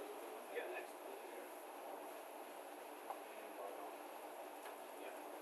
Go back. Okay, anyone else start seeing server 1? You're not into that, right? So we're trying to activate this system. So right click in this one. Yeah, kidding. Okay, so the 3 o'clock you have to finish off of that, or Yeah. I'm not sure. Yeah. Yeah, what? Yeah, finish it up. No, can you please tell me how to activate this one? Thank you. Same. Minimize that. Same. Go back to the Oh, okay. So you have to right click the server now.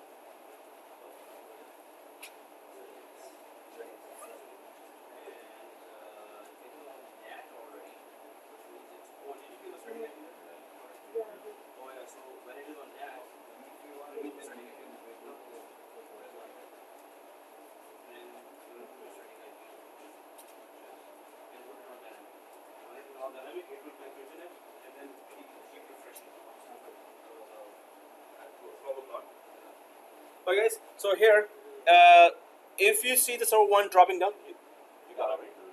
Okay, cool. So then go ahead and if you see that in drop down list, it's just the only one. So either you can just keep it any domain controller or server 1 like this. And then purpose is that the purpose, if you have multiple domain controllers, so you would want to select that domain controller that has the least amount of errors. So some domain controllers have errors. So last week it restarted for nothing. So it could be a bit less reliable than other domain controllers. So you would select the best one among them. So, and second thing is the domain controller should be showing there. It was not showing there at all for some students, right? So in that case, we just turned off the firewall, that's all. But we should just see that now it's just one domain controller, so you don't have to really select it. It's any domain controller is also okay. But when there are multiple, then it's better to select the best one among them. Normally they are supposed to be perfect. So, and then click next. And there's that syswall. It is the folder where the group policies exist. And from there, group policies are launched over the network to users and computers. Syswall is for that. Group policies. And next. That's it. Next. And install. So we're gonna start once it restarts, then log in from netadmin, and then we're gonna suspend our both machines, and we're gonna continue next week. So let's click the install button here, and now it's gonna install. It's gonna automatically restart, and then you will then when it restarts, then log in from netadmin, then just suspend the machines. Suspend means freeze the machines configuration, right? So it's gonna automatically restart now. So when it restarts, then log in to server 2. So you now have 2 domain controllers, but in next class we're going to go ahead and check out how to really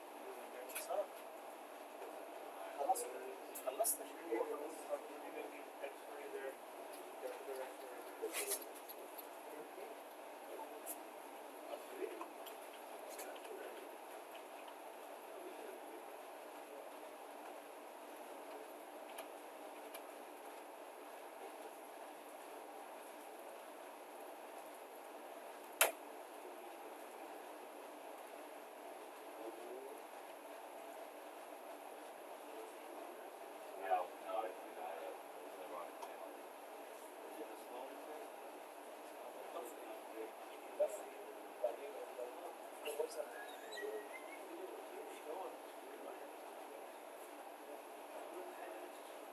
So I don't catch it. Yeah, should be any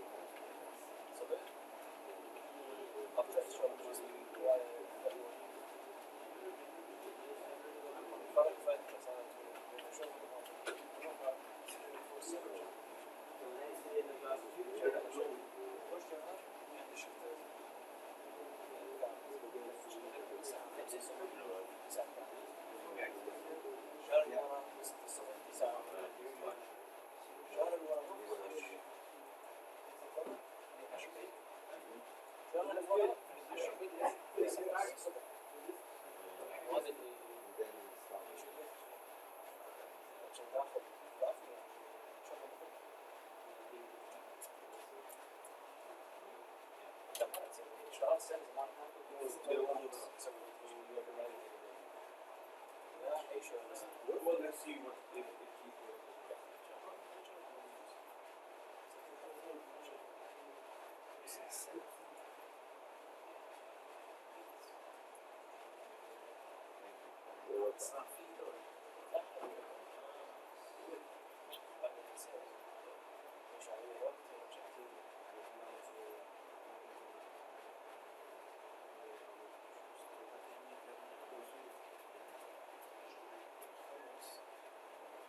Hey guys, so if it is restarted like this and you log in, so right click, go to power and suspend the machines and stay here if you want, otherwise go. See you next class. So I'm just gonna right click and power and suspend server 2, right click and power and suspend server 1, and I am now closing the video.